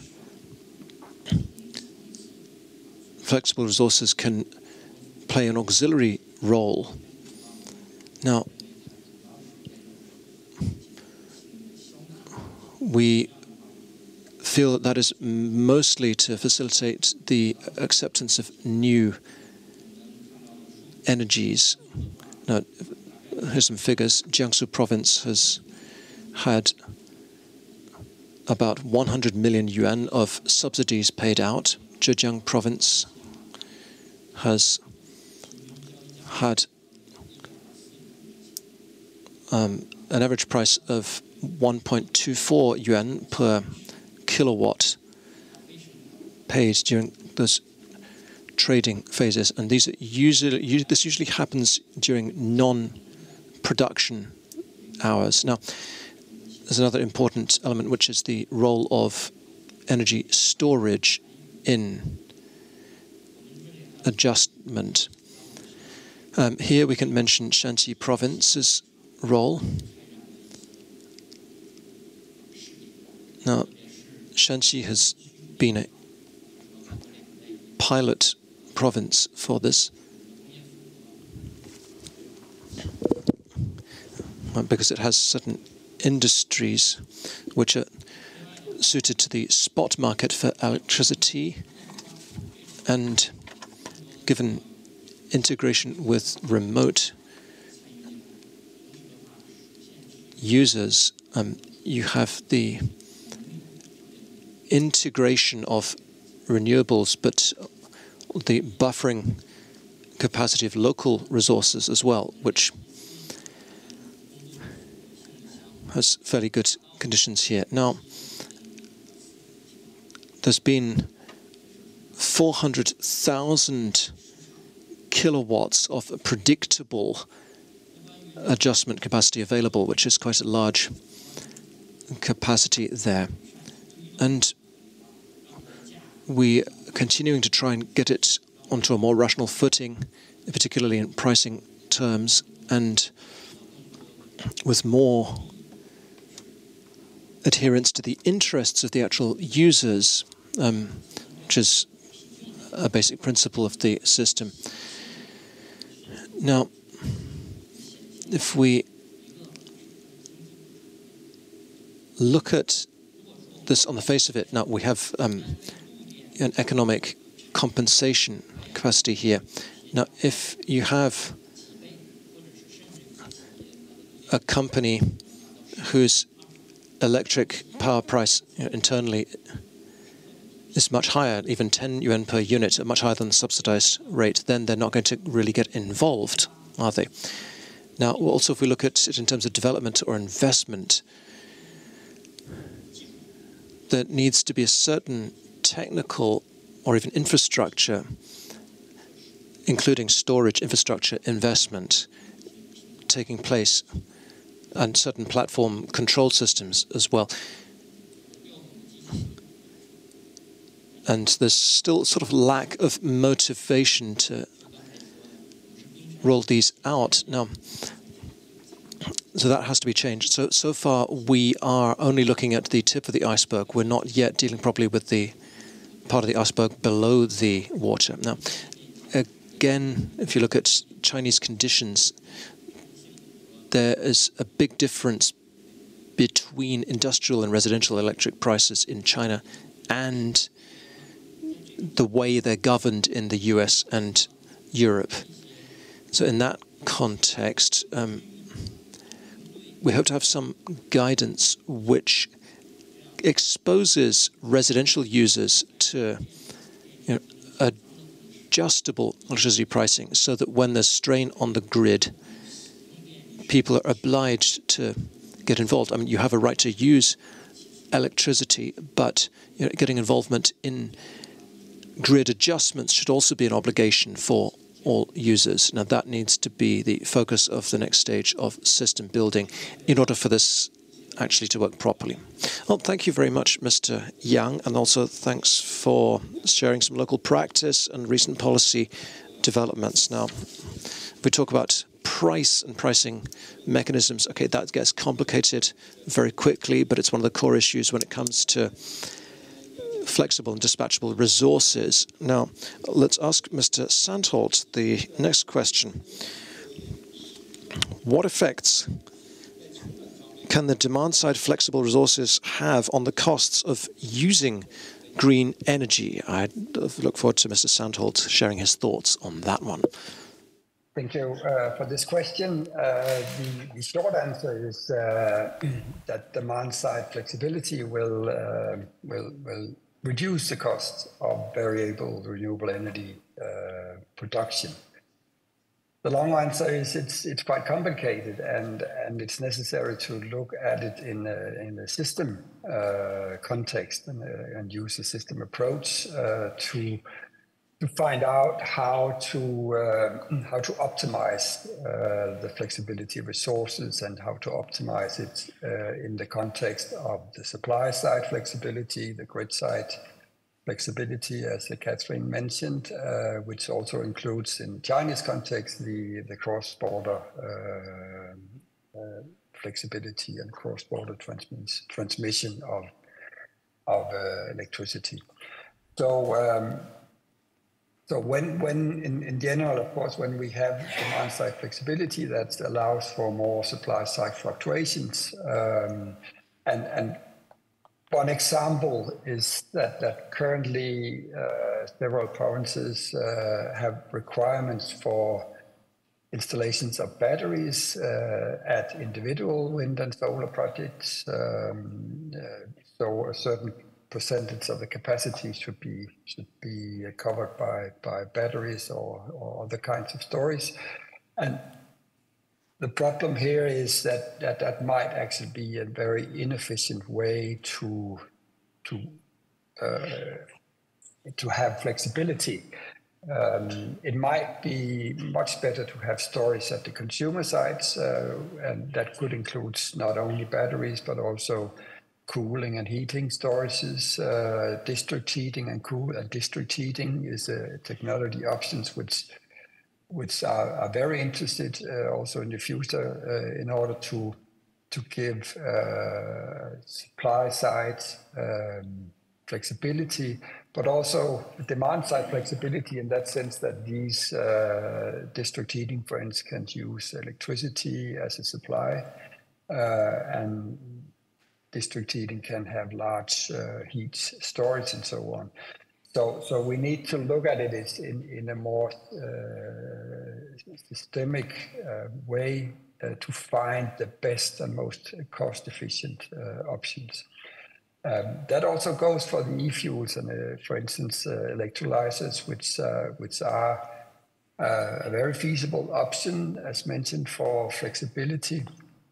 But the flip side is that the big losses and so on might introduce more cost. So it might be more expensive to use e-fuels than direct electrification. So that also have to go into the equation. Of course, when we look at seasonal storage, these electrolyzers might be an option together with hydro storage, pump storage, and so on. The good thing when we look at China is that there's still some time to develop demand-side flexibility, also because the supply-side flexibility potential are very big in China, for instance, on more flexible coal-fired power plants in the short run. But again, each step, for instance, in the development of the electricity market, should move in the direction of stimulating demand-side flexibility. And I think China already are in a good shape on these regulatory issues with the N+1+N strategy. But clearly, every revision, every guideline should take into account how to stimulate the demand-side flexibility, in my opinion. 谢谢 Carl。我们的2轮专家问答就结束。那么下面 Well, thank you very much, and that concludes the second of 2 rounds of pre-prepared questions for the experts. Now I'd like to see what other participants would like to add, what in particular you'd like to ask our panelists. Do we have anybody in the room who would like to raise a question for the panelists in this session? 好的 OK. All right. Okay, we have one over here. Yes, and if you wouldn't mind just first announcing your name and affiliation. Yes, my name is Toref Pils. I'm with the German Energy Industry Association, BDEW. And I would like to ask the panelists what role they see for hydrogen in the electricity system, of China. In Germany, we are envisaging a considerable role for hydrogen as a means to balancing the intermittent renewable sources, and also to take us through a dark, wind-still winter period. Probably something that China isn't facing in the same way as Germany does. But if you look at the weather pattern in Germany, and this can occur for weeks during the winter months, and this is something we have to be prepared for. So in Germany, there is the idea to produce hydrogen, store it locally, and or to import it and then use it in very flexible power stations in order to balance the power grid. Does China envisage a similar role for hydrogen in its electricity system of the future? Thank you. 谢谢。 Well, thank you very much for the question. Who shall I put the question to? Yeah, thanks. Well, we have Kara Sandholt, who's already raised his hand to answer that question, so I'll pass the floor straight to him. Yeah, thank you. Very, very briefly, as we look at it in our scenario, hydrogen definitely has a role to play in the long-term future, but mainly as input for the industry processes, and also for e-fuels in sectors which are hard to electrify. And that, as I mentioned earlier, the detour of making power to hydrogen also implies losses, and it might not be the most cost-effective way to do that. In the short term, I think that China has a lot of options for flexibility. So in the short and medium term, it's not necessary to have hydrogen to add to the flexibility of the energy system. But clearly, hydrogen has a role. It might not be as big as envisioned in the German context, and the role is more a gradually developing hydrogen sector instead of a quick need for hydrogen, in my opinion. 谢谢，谢谢单国瑞先生。Well, thank you very much, Mr. Sandholt. Now, do we have anyone else who'd like to ask a question? If not, I will come in myself. Well, okay. Mr. E, who's standing over here, would like to ask a question. Actually, now we found the big data have more and more relations with our energy storage, energy system revolution. So how, may I ask your opinion on this correction between the data security or data sharing and our energy storage or energy storage revolution, or energy, particularly electricity interconnectivity or global electricity connectivities cooperation between EU or between among EU and China, even China and one Belt and One Road country. Thanks so much. 谢谢，谢谢。 Well, thank you very much for that question. I wonder, perhaps I'll pass that one to Mr. Yang to offer his thoughts. Well, okay, the question was basically what big data can do for integration of energy storage. Can big data be used more broadly? Right. Well, if we take that as the question, I think that China is carrying out a digital transformation, and lots of production, including in the energy sector, is being digitalized. And in China, this involves lots of new data centers as a representative type of infrastructure. Now, you have this concept of eastern data processed in the west of China. So you have geographical distribution. Data centers are not just for processing power, they're also for provision of more efficient, greener and cleaner energy. And I think when it comes to green procurement and green electricity, they've been at the forefront of that. Now, if we look at processing power and the actual use of energy as well, I mean, there's clearly a big potential link there. So when using the grid, a lot of research institutes are working quite hard on how to make maximum use of processing power there to optimize the operation of the grid. Now, if we look at data centers and the flexible resources they have, it's basically the infrastructure they have, basically uninterruptible power supplies, UPSs. But in terms of price signals, that they don't have particularly clear price signals, and the processing has to be extremely reliable, and so that's a difficult nut to crack. So that's going to be a question for the long term. All right, thank you very much, Mr. Yang. Now, the first panel discussion of this morning has to come to a close, I'm afraid. I'm sure we'd all like to thank our three panelists for sharing all their insights with us.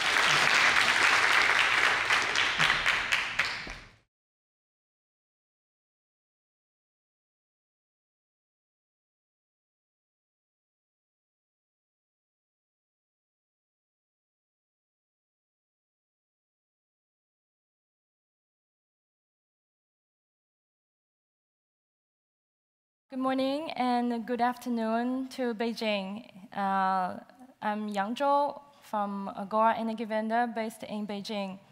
I'm working on regional transition in China. So today we have guests from China and Poland, as you can see. They have rich background from economics, sociology, Dr. Zhang Ying, and environment and energy. So today our topic is to talk about how to promote just transition in co-regions in China and European countries. With all the panelists and their organizations, Agora China this year is working on a research project, which is a comparison study between European and Chinese co-regions with a focus on employment issues and economic diversification.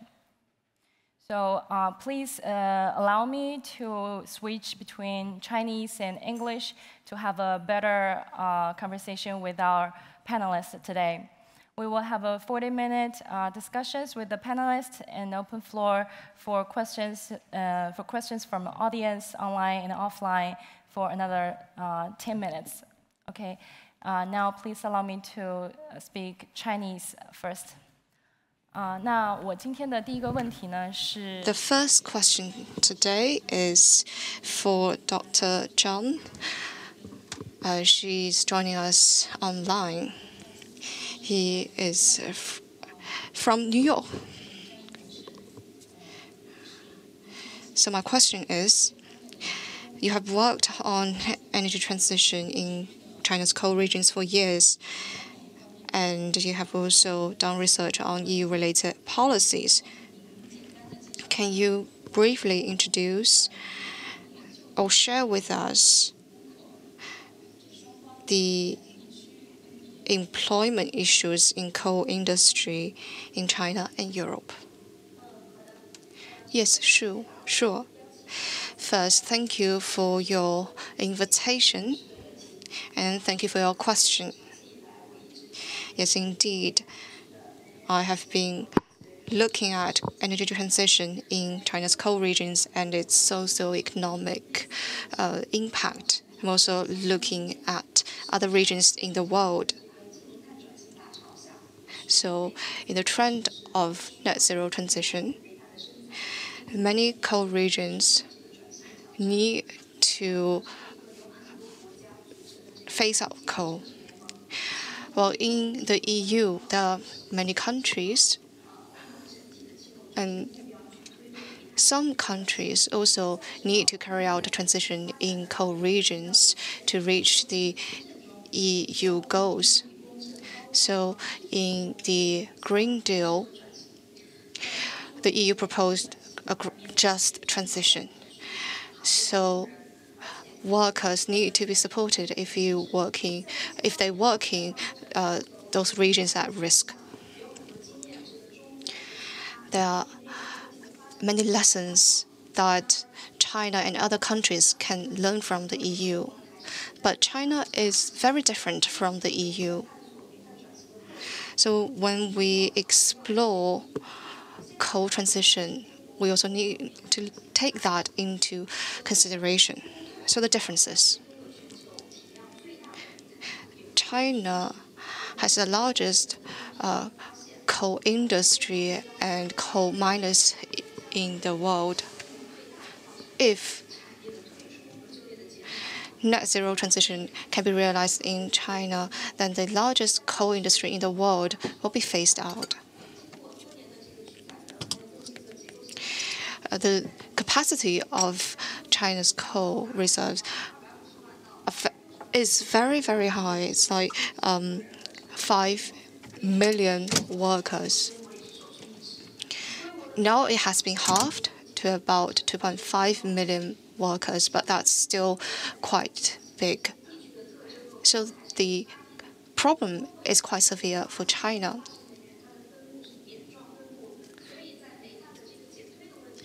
So when it comes to phasing out coal, as coal reserves are not allocated evenly in different countries, so some regions are hit harder than others. In Europe, Poland, Germany, Czech Republic, and Romania face more problems. Germany has an action plan already. Some other countries perhaps want to have more support from the EU to help them have a smoother transition.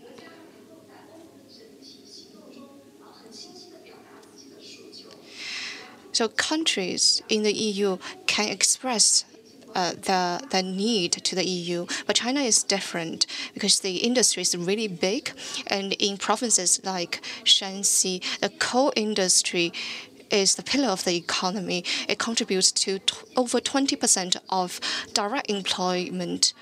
If we take indirect employment into consideration, then more people will be affected.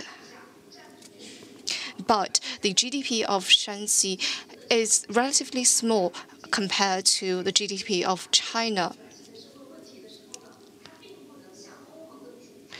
Because of that, it doesn't really have a lot of voice when it comes to clean energy transition. When we look at diversification in the EU, some countries or some regions heavily rely on the coal industry, but they are already on their way for sustainability, for net zero transition. But it's different in China. For example,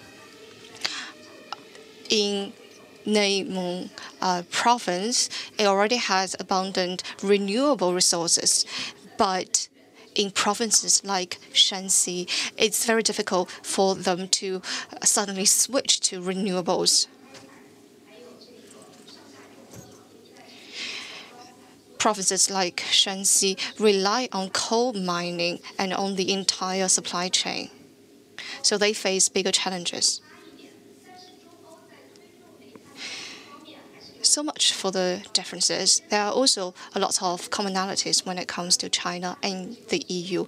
First, both pay a lot of attention to coal transition, and both want to mitigate the impact. The EU has Just Transition Fund to support energy transition in coal regions. It also forms partnerships with developing countries to explore solutions.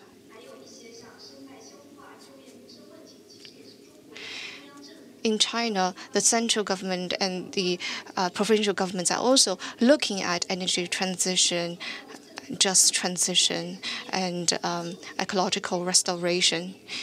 The governments have already published some policies to support those regions being hit.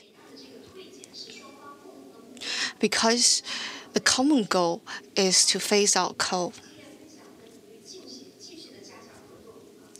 I believe China and the EU can have more collaboration in this aspect. Thank you. Thank you very much, Dr. Zhang. You mentioned that Shanxi and内蒙古are different because they have different availability of renewable resources. So my second question is to Professor Mao. There's a term called resource trap. It seems to be inevitable that resource-rich regions are caught in such trap. So a key feature would be overdependency on one industry, which leads to lack of resilience of the economy. And the Chinese government also intends to increase the concentration of coal production to several top producing provinces, such as Inner Mongolia, Shanxi, and Shanxi. So will China's current coal production strategy accelerate the process, or rather make those coal provinces fall into the resource trap?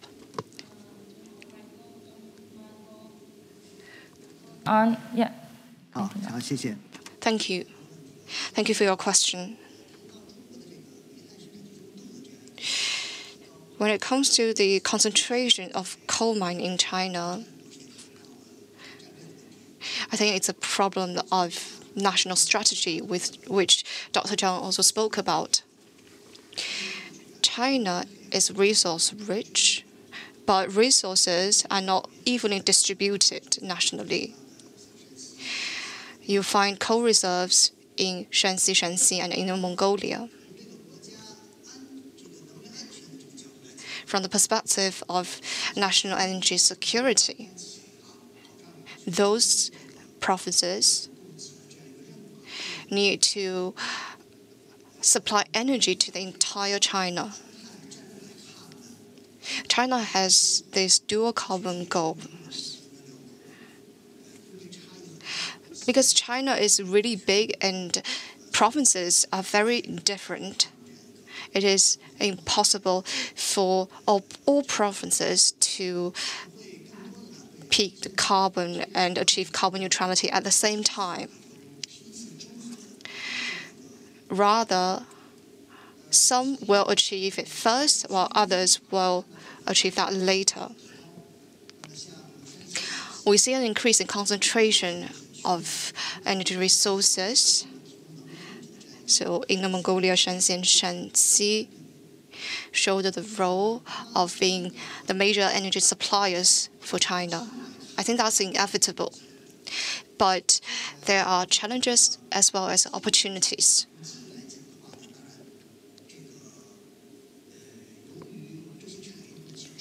Because of the concentration of industry, the coal industry can increase the efficiency. This is an opportunity. This means that we don't need to be over-dependent on this industry for employment. This also increases the security of the industry and improve the labor conditions, and also improve the profit and improve fairness.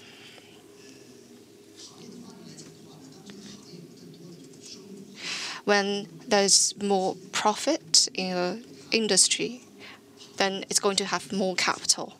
It will have more money to retrofit, to improve the industry. With more income from coal mining, those provinces can increase their fiscal revenue, and the increased part can be invested in other areas like human capital, like in preparation for net zero transition.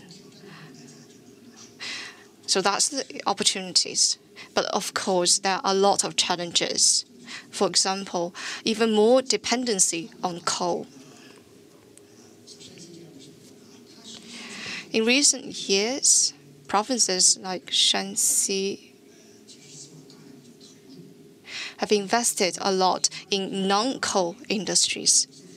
In 2021 and 2022,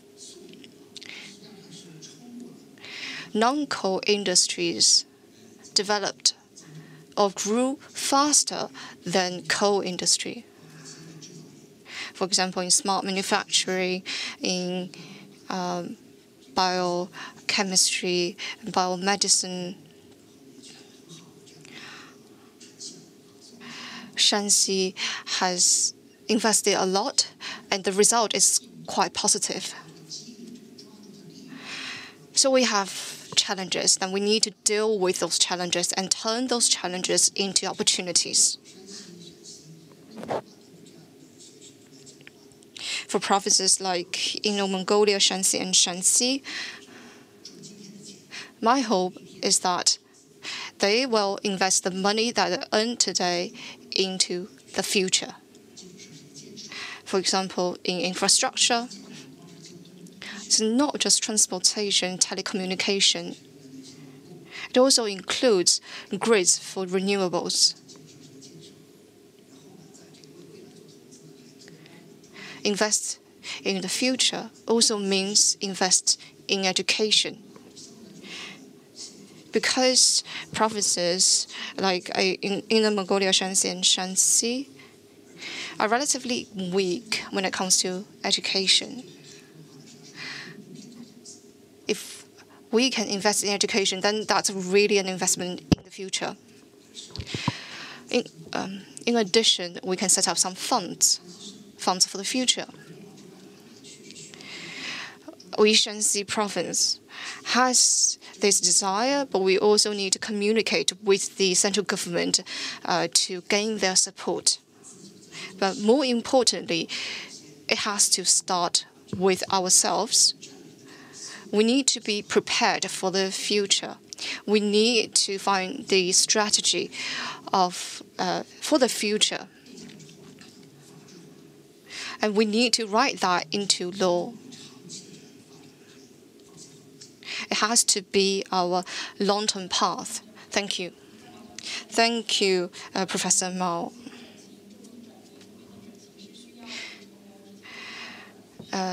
Yes, we do need to prepare for the future. We also need policy support when it comes to coal transition in China.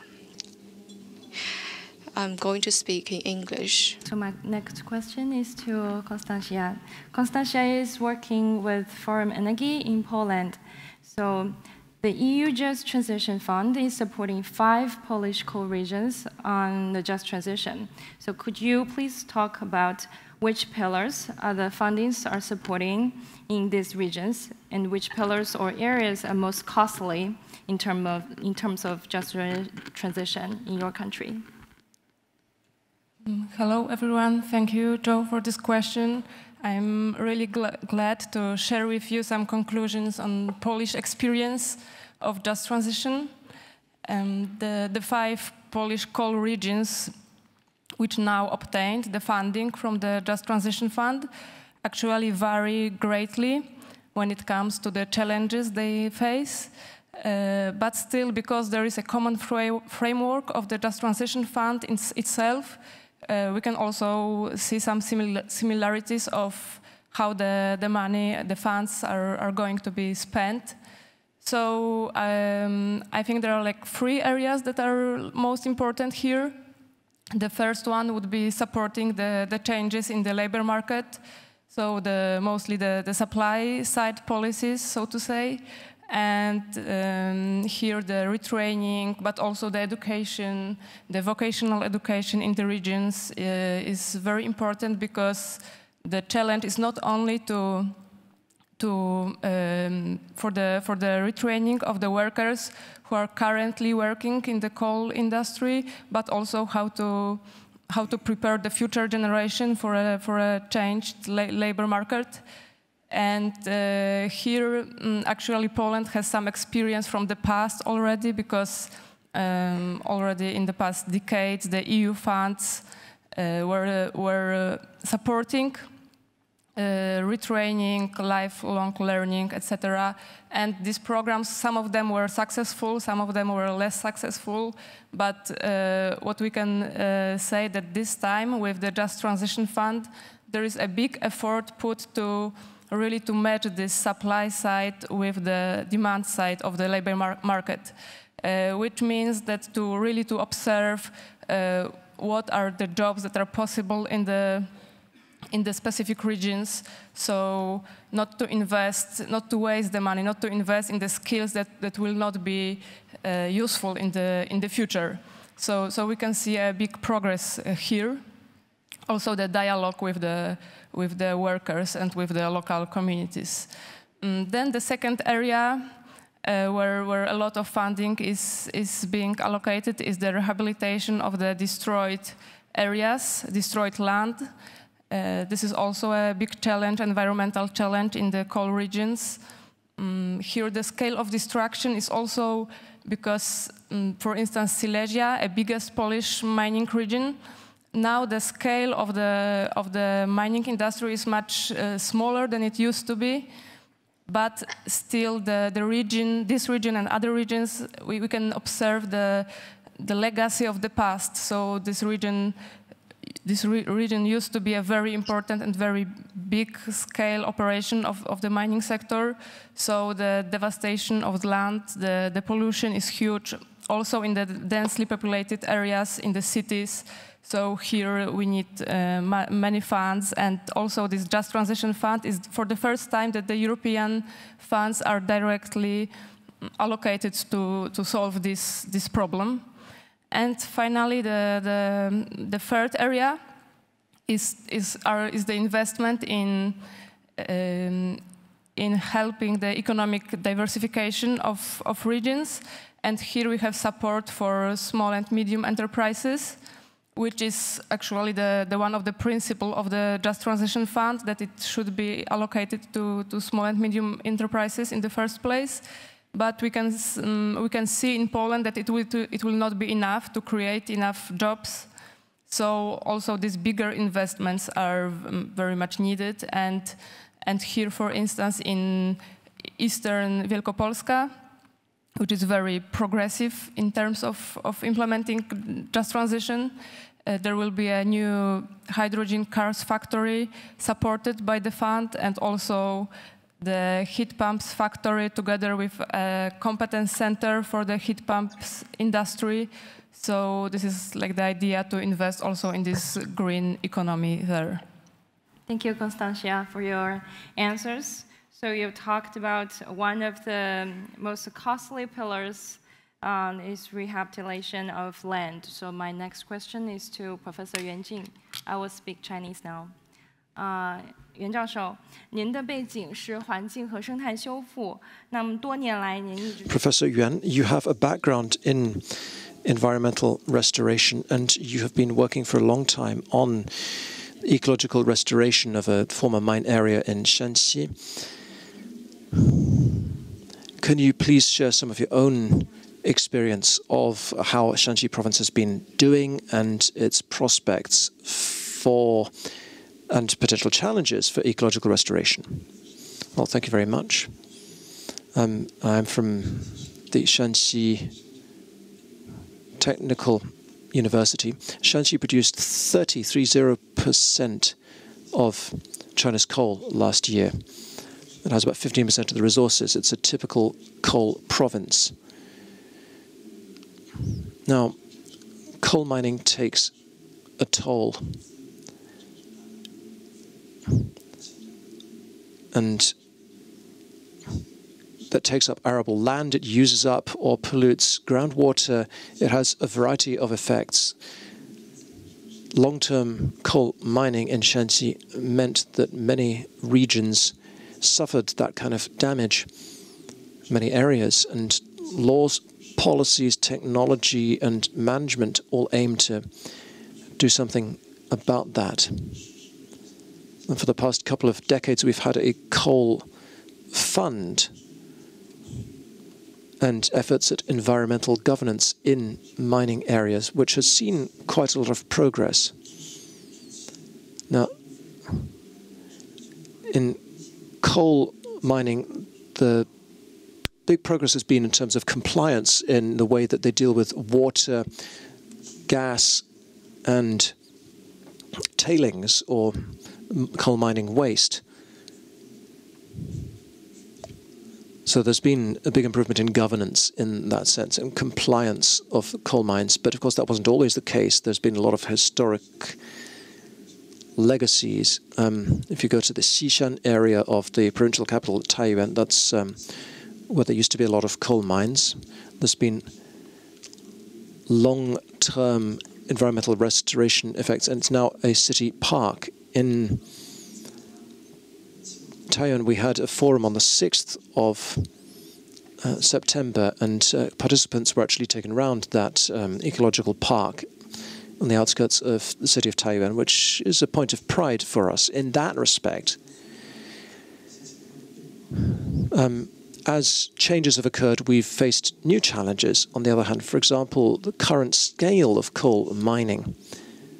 There's been an increasing concentration and thus scale of the coal mines that do exist.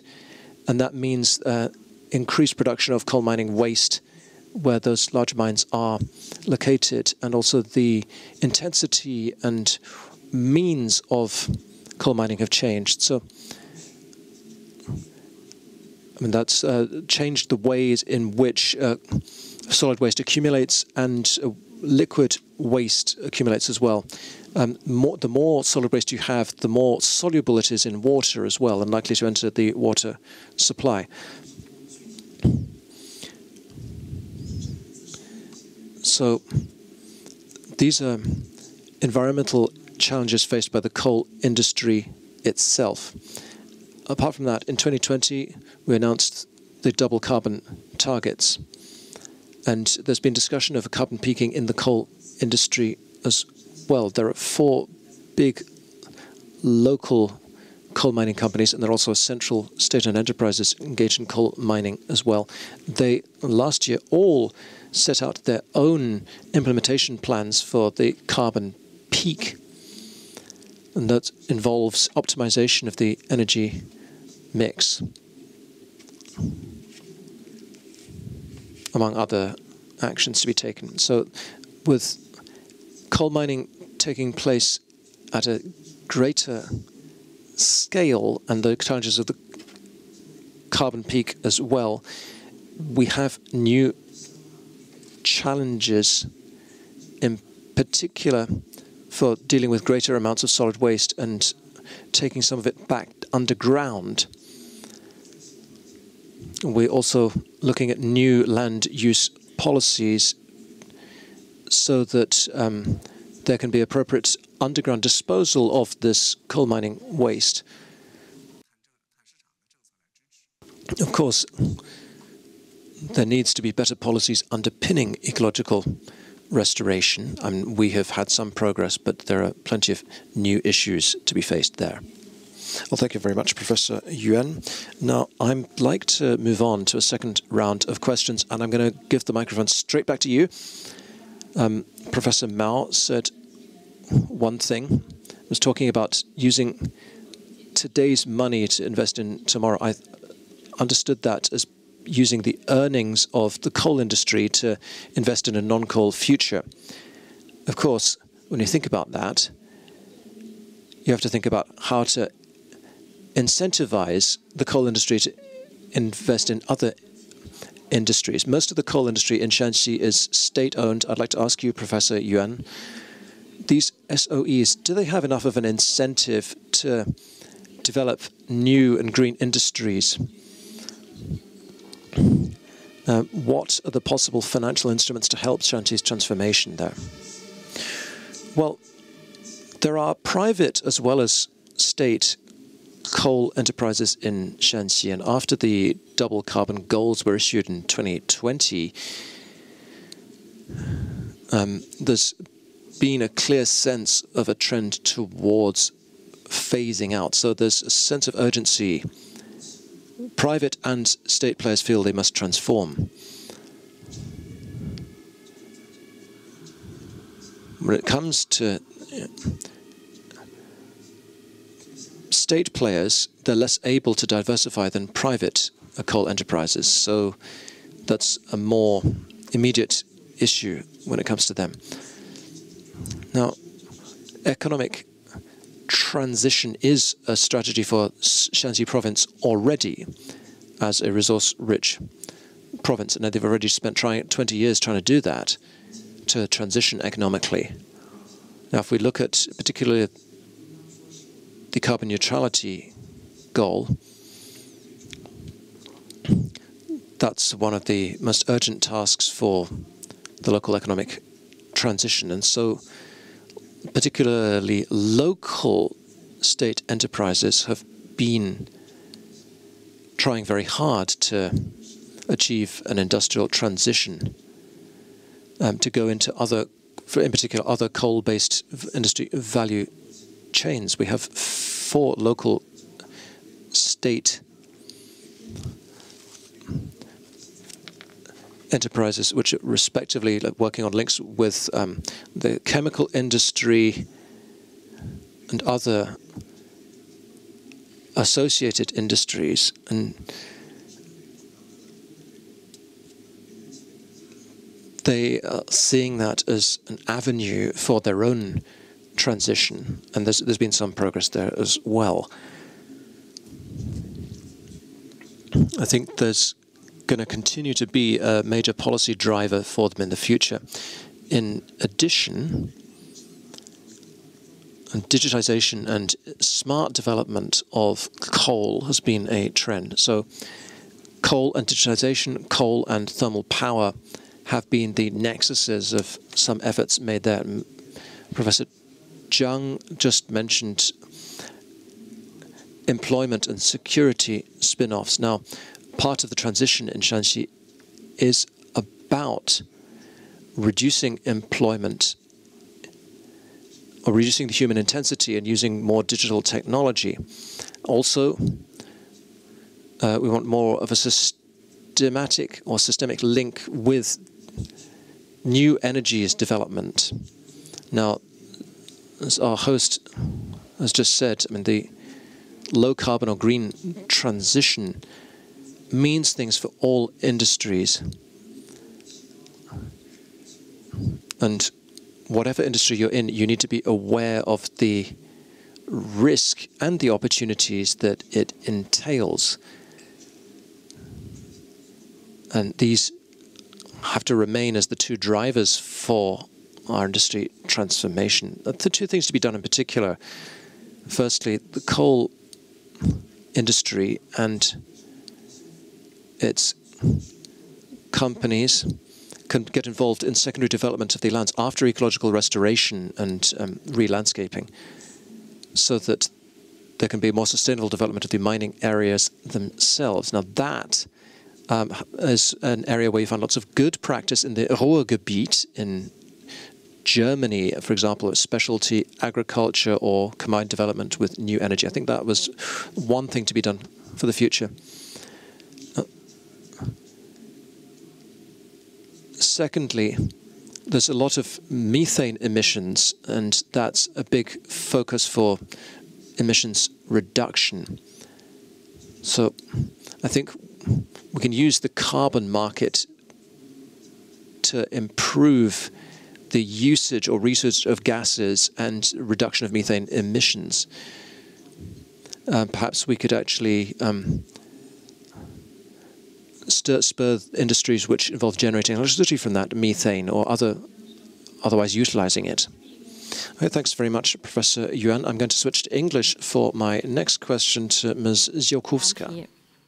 So, Constantia, similar to Shanxi and unlike the other European countries, state-owned companies are also like major players in Poland, Poland's coal industry. So how do you see the potentials and barriers of the SOEs driving the energy and the climate agenda of your country?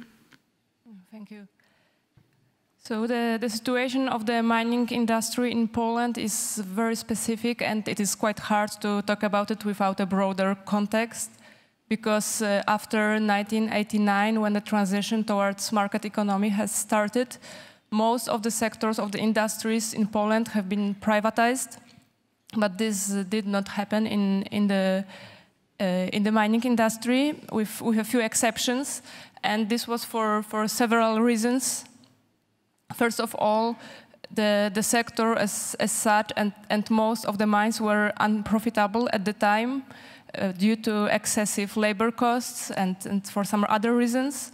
So the possibility of privatizing was limited at the time. Then there was also a fear of too rapid and chaotic downsizing if the privatization would have occurred. So it could cause and it could lead to some major, actually to a social catastrophe, meaning unemployment and poverty. Just to mention that the coal sector in 1990s, this was about 400,000 miners, employees. So the scale of the challenge was very big, and the decision was to continue to keep it public, to keep it state-owned, so that the state and the government can take the responsibility of restructuring the industry. Still, still some of the bad consequences of reducing employment have occurred anyway, but it might have been even worse. And actually, this state ownership led to some unreasonable decisions. For instance, some profitable and unprofitable mines were merged within one company, so that the profitable one helped the unprofitable ones, but it caused actually the privation of investment funds, and also we can say that the mining trade unions were a major political force. So there we could observe the exchange of political support in exchange for the votes. But then it caused new privileges for the miners and for the industry as such. So we can say that in the past, the state ownership of the mining of the coal companies rather delayed the transition. But on the other hand, it's hard to think of other scenario that would be socially acceptable. But I think that now in the new situation where it's not about the profitability of the sector, but it's about the decarbonization, I think that also there is an advantage of the fact that these are still most of the coal companies are state-owned, because if we adopt a more ambitious targets of decarbonization and phasing down coal, then these state-owned companies will be able to pursue the strategic goals of the government. So there is a space for cooperation, and I think it's not only a barrier but also something good for the future of the climate policy in Poland. Mm-hmm. Thank you. Thank you, Constantia. I think both Poland and China are having very similar challenges in terms of transition in coal regions. That's why we're doing comparison studies between these two countries. So, so my next question will be in Chinese to Professor Mao. Mao 教授，那刚才 Constantia Professor Mao, as we just heard from Ms. Ziolkowska, transition of coal-producing regions in Poland has faced some challenges which are not entirely unfamiliar to those of us in the Chinese context. I would like to ask you, what do you think of the just transition plans and efforts for coal regions in Poland and China? Now, from your own personal perspective, what are the common challenges that our coal regions in Shanxi and Poland do face? Well, thanks very much for that question. I'm supported by Agora Energiewende. I'm in Beijing Normal University and an institution from Shanxi, represented by Yuan Jin, worked with our Polish and German partners on this, and what we did was an evaluation system for just transitions of coal mining regions. And so we had several expert gatherings which resulted in a draft set of indicators for evaluating the effectiveness. Primary indicators, 14 secondary ones, and 70 tertiary indicators. Now, there were 5 primary indicators which covered the 5 major aspects: energy, climate and environment, the justness of the transition, sustainability, and the impetus given to transition. Those are the 5 different areas and the 5 primary indicators. And on that basis, we then engaged in large-scale data collection. And as Yang Zhou mentioned, our main focus of research in China was Shanxi, but we compared to other areas in China. We also evaluate China as a whole. And in Poland, we evaluated 2 regions. In Germany, we evaluated North Rhine-Westphalia, and also Germany as a whole. We now have some preliminary results. But as you all know, the evaluation system is the key. If the system is not set up properly, then the results won't be good. The second issue is data collection and data comparison. We have 70 tertiary indicators, but we looked at 3 countries and 6 to 7 regions. The comparable data sets that we got from them are just about 30.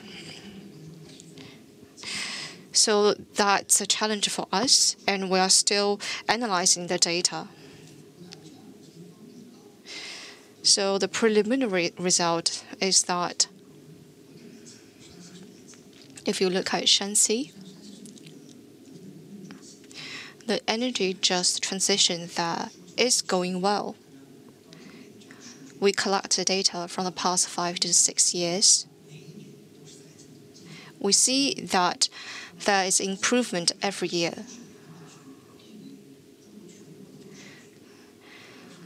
The improvement is relatively significant, though the transition is still behind most of regions in China.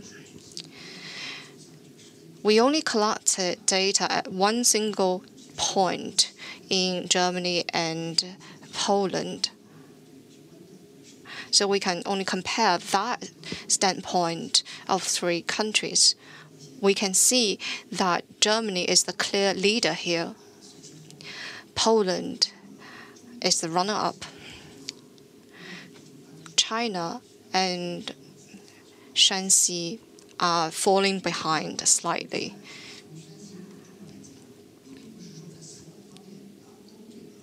Of course, China and Shanxi are not behind in every single aspect. For example, in terms of impetus in our future strategy, we are doing quite well. Of course, Germany is the leader here, because it's an industrialized country. It is already very developed. Looking at Poland, we see that in Lodz, the capital is running out. It is an important area for coal reserves and for coal-fired power plants. And Shanxi is relatively unique here. It has a lot of coal resources, and the resources are not running out anytime soon. In short term, coal industry and coal companies are still profitable. There is not enough incentive for the coal industry to carry out this net zero transition because there's still profit. But as I've said, we want to invest the money we earn today into tomorrow.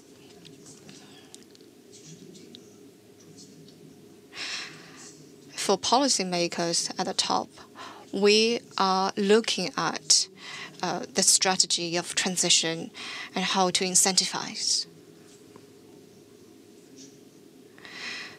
So China and Shanxi scored relatively high in terms of impetus. But if you look at funding, then the EU has some funds, and also Germany and Poland are part of the EU. This is something that China and Shanxi can learn from.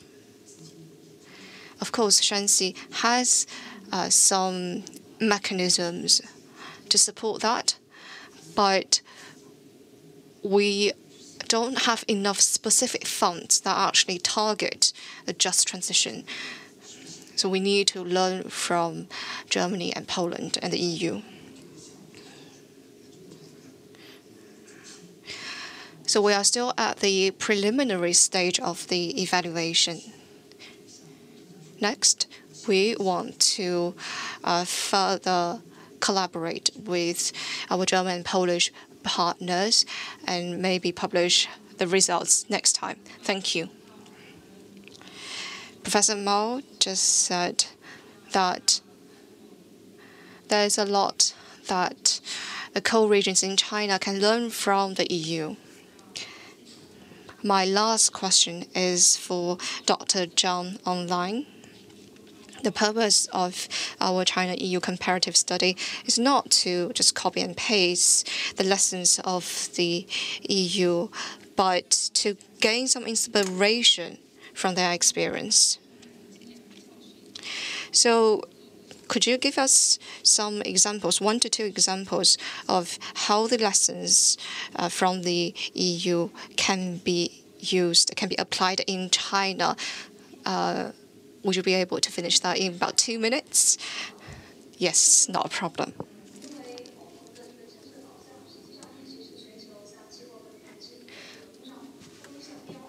The EU is always the leader when it comes to climate change and energy transition. It has a very comprehensive mechanism. For example, it has the Just Fund, and that makes sure that all member states agree on this Green New Deal. This also supports their ambition. So the EU sets a great example for us, for China. It's a clear reference point. For example, how to set up mechanisms for industrial transition.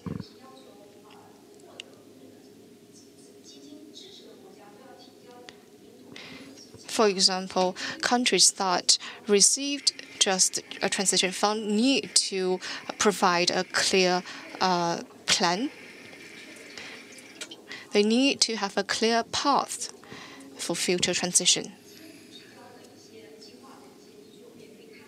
We see that many of the plans are future-oriented, so they have 5G,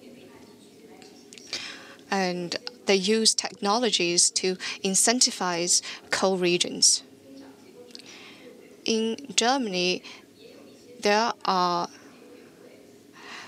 commissions dedicated to this task, to phasing out coal. Professor Mao just said that investment and funds are the prerequisite for such transition. The EU has a lot of experience in providing such funds. But there are also some lessons that we need to learn. For example, the funds are provided to coal regions, coal industry, energy-intensive industries, so that might be some kind of incentives for them. Will it be possible to expand the fund for, say, consumers? There's also Fit for 55 and the Social Climate Fund. China is, of course, different from the EU. We need to take the situation in China into account while learning from the EU.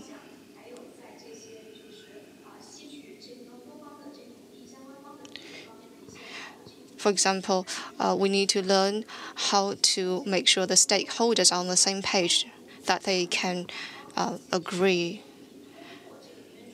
But China is doing quite well in terms of PV, how it supports photovoltaic industry. It has learned a lot from the practice.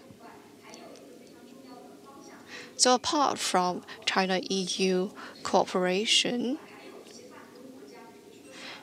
we also need to look at developing countries like Indonesia, Vietnam. They also rely on fossil fuels. They also face similar challenges. We see that Europe and the US are also establishing such partnerships. I think this is something that China can do in the future to help other developing countries find a path towards just transition. Thank you. Thank you very much. As you said, apart from China and European countries, there are other countries are also going through just transition. The evaluation system and the project that we are working on apply to not just the EU and China, but also for other countries that are going through coal just transition. So that's it for today's panel discussions. I would like to say a big thank you to all the guests and panelists here. Please return to your seat, and I'd like to invite Kevin onto the stage. A big applause to our experts for their very insightful panel discussion. Now, I would like to invite my colleague, Mr. Matthias Buch, Director Europe, Agora Energiewende, to deliver a short closing remarks for today's event. Matthias, the floor is yours.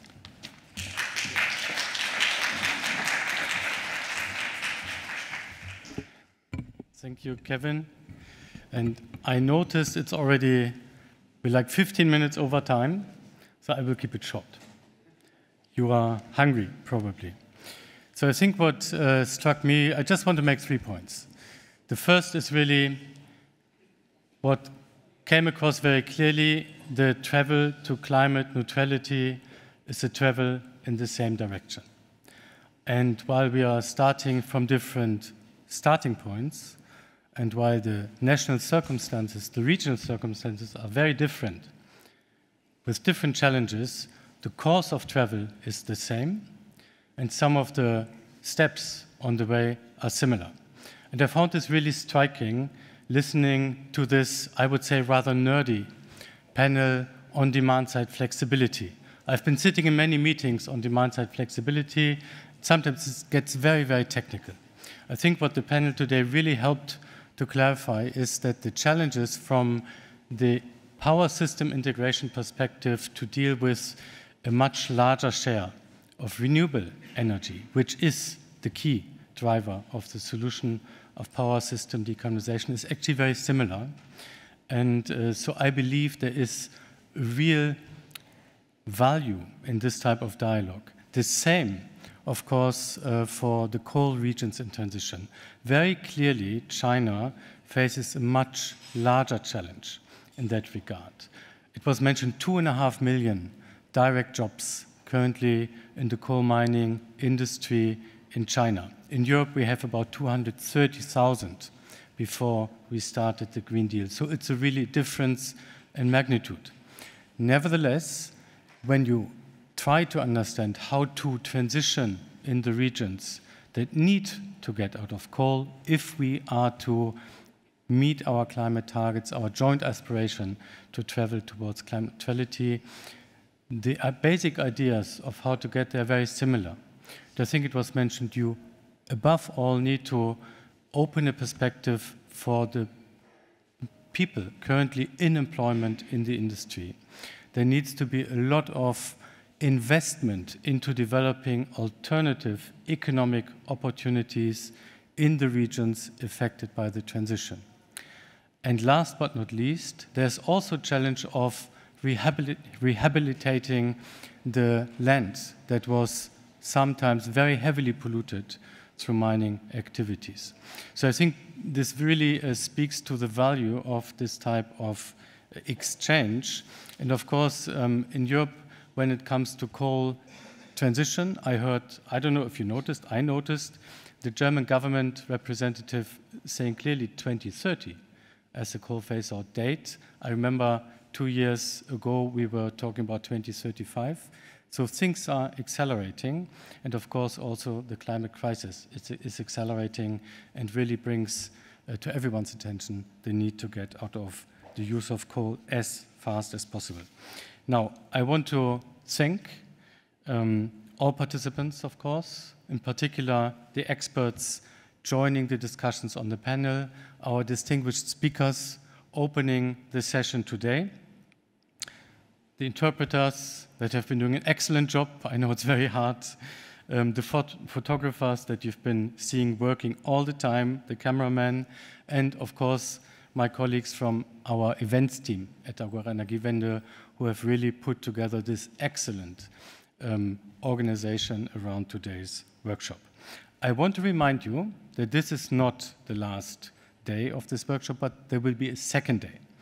And the day tomorrow, the dialogue tomorrow, will cover a different set of topics: industrial decarbonization, corporate transition, and also look at bilateral trade issues, which are, of course, particularly relevant at this point in time, looking at international developments.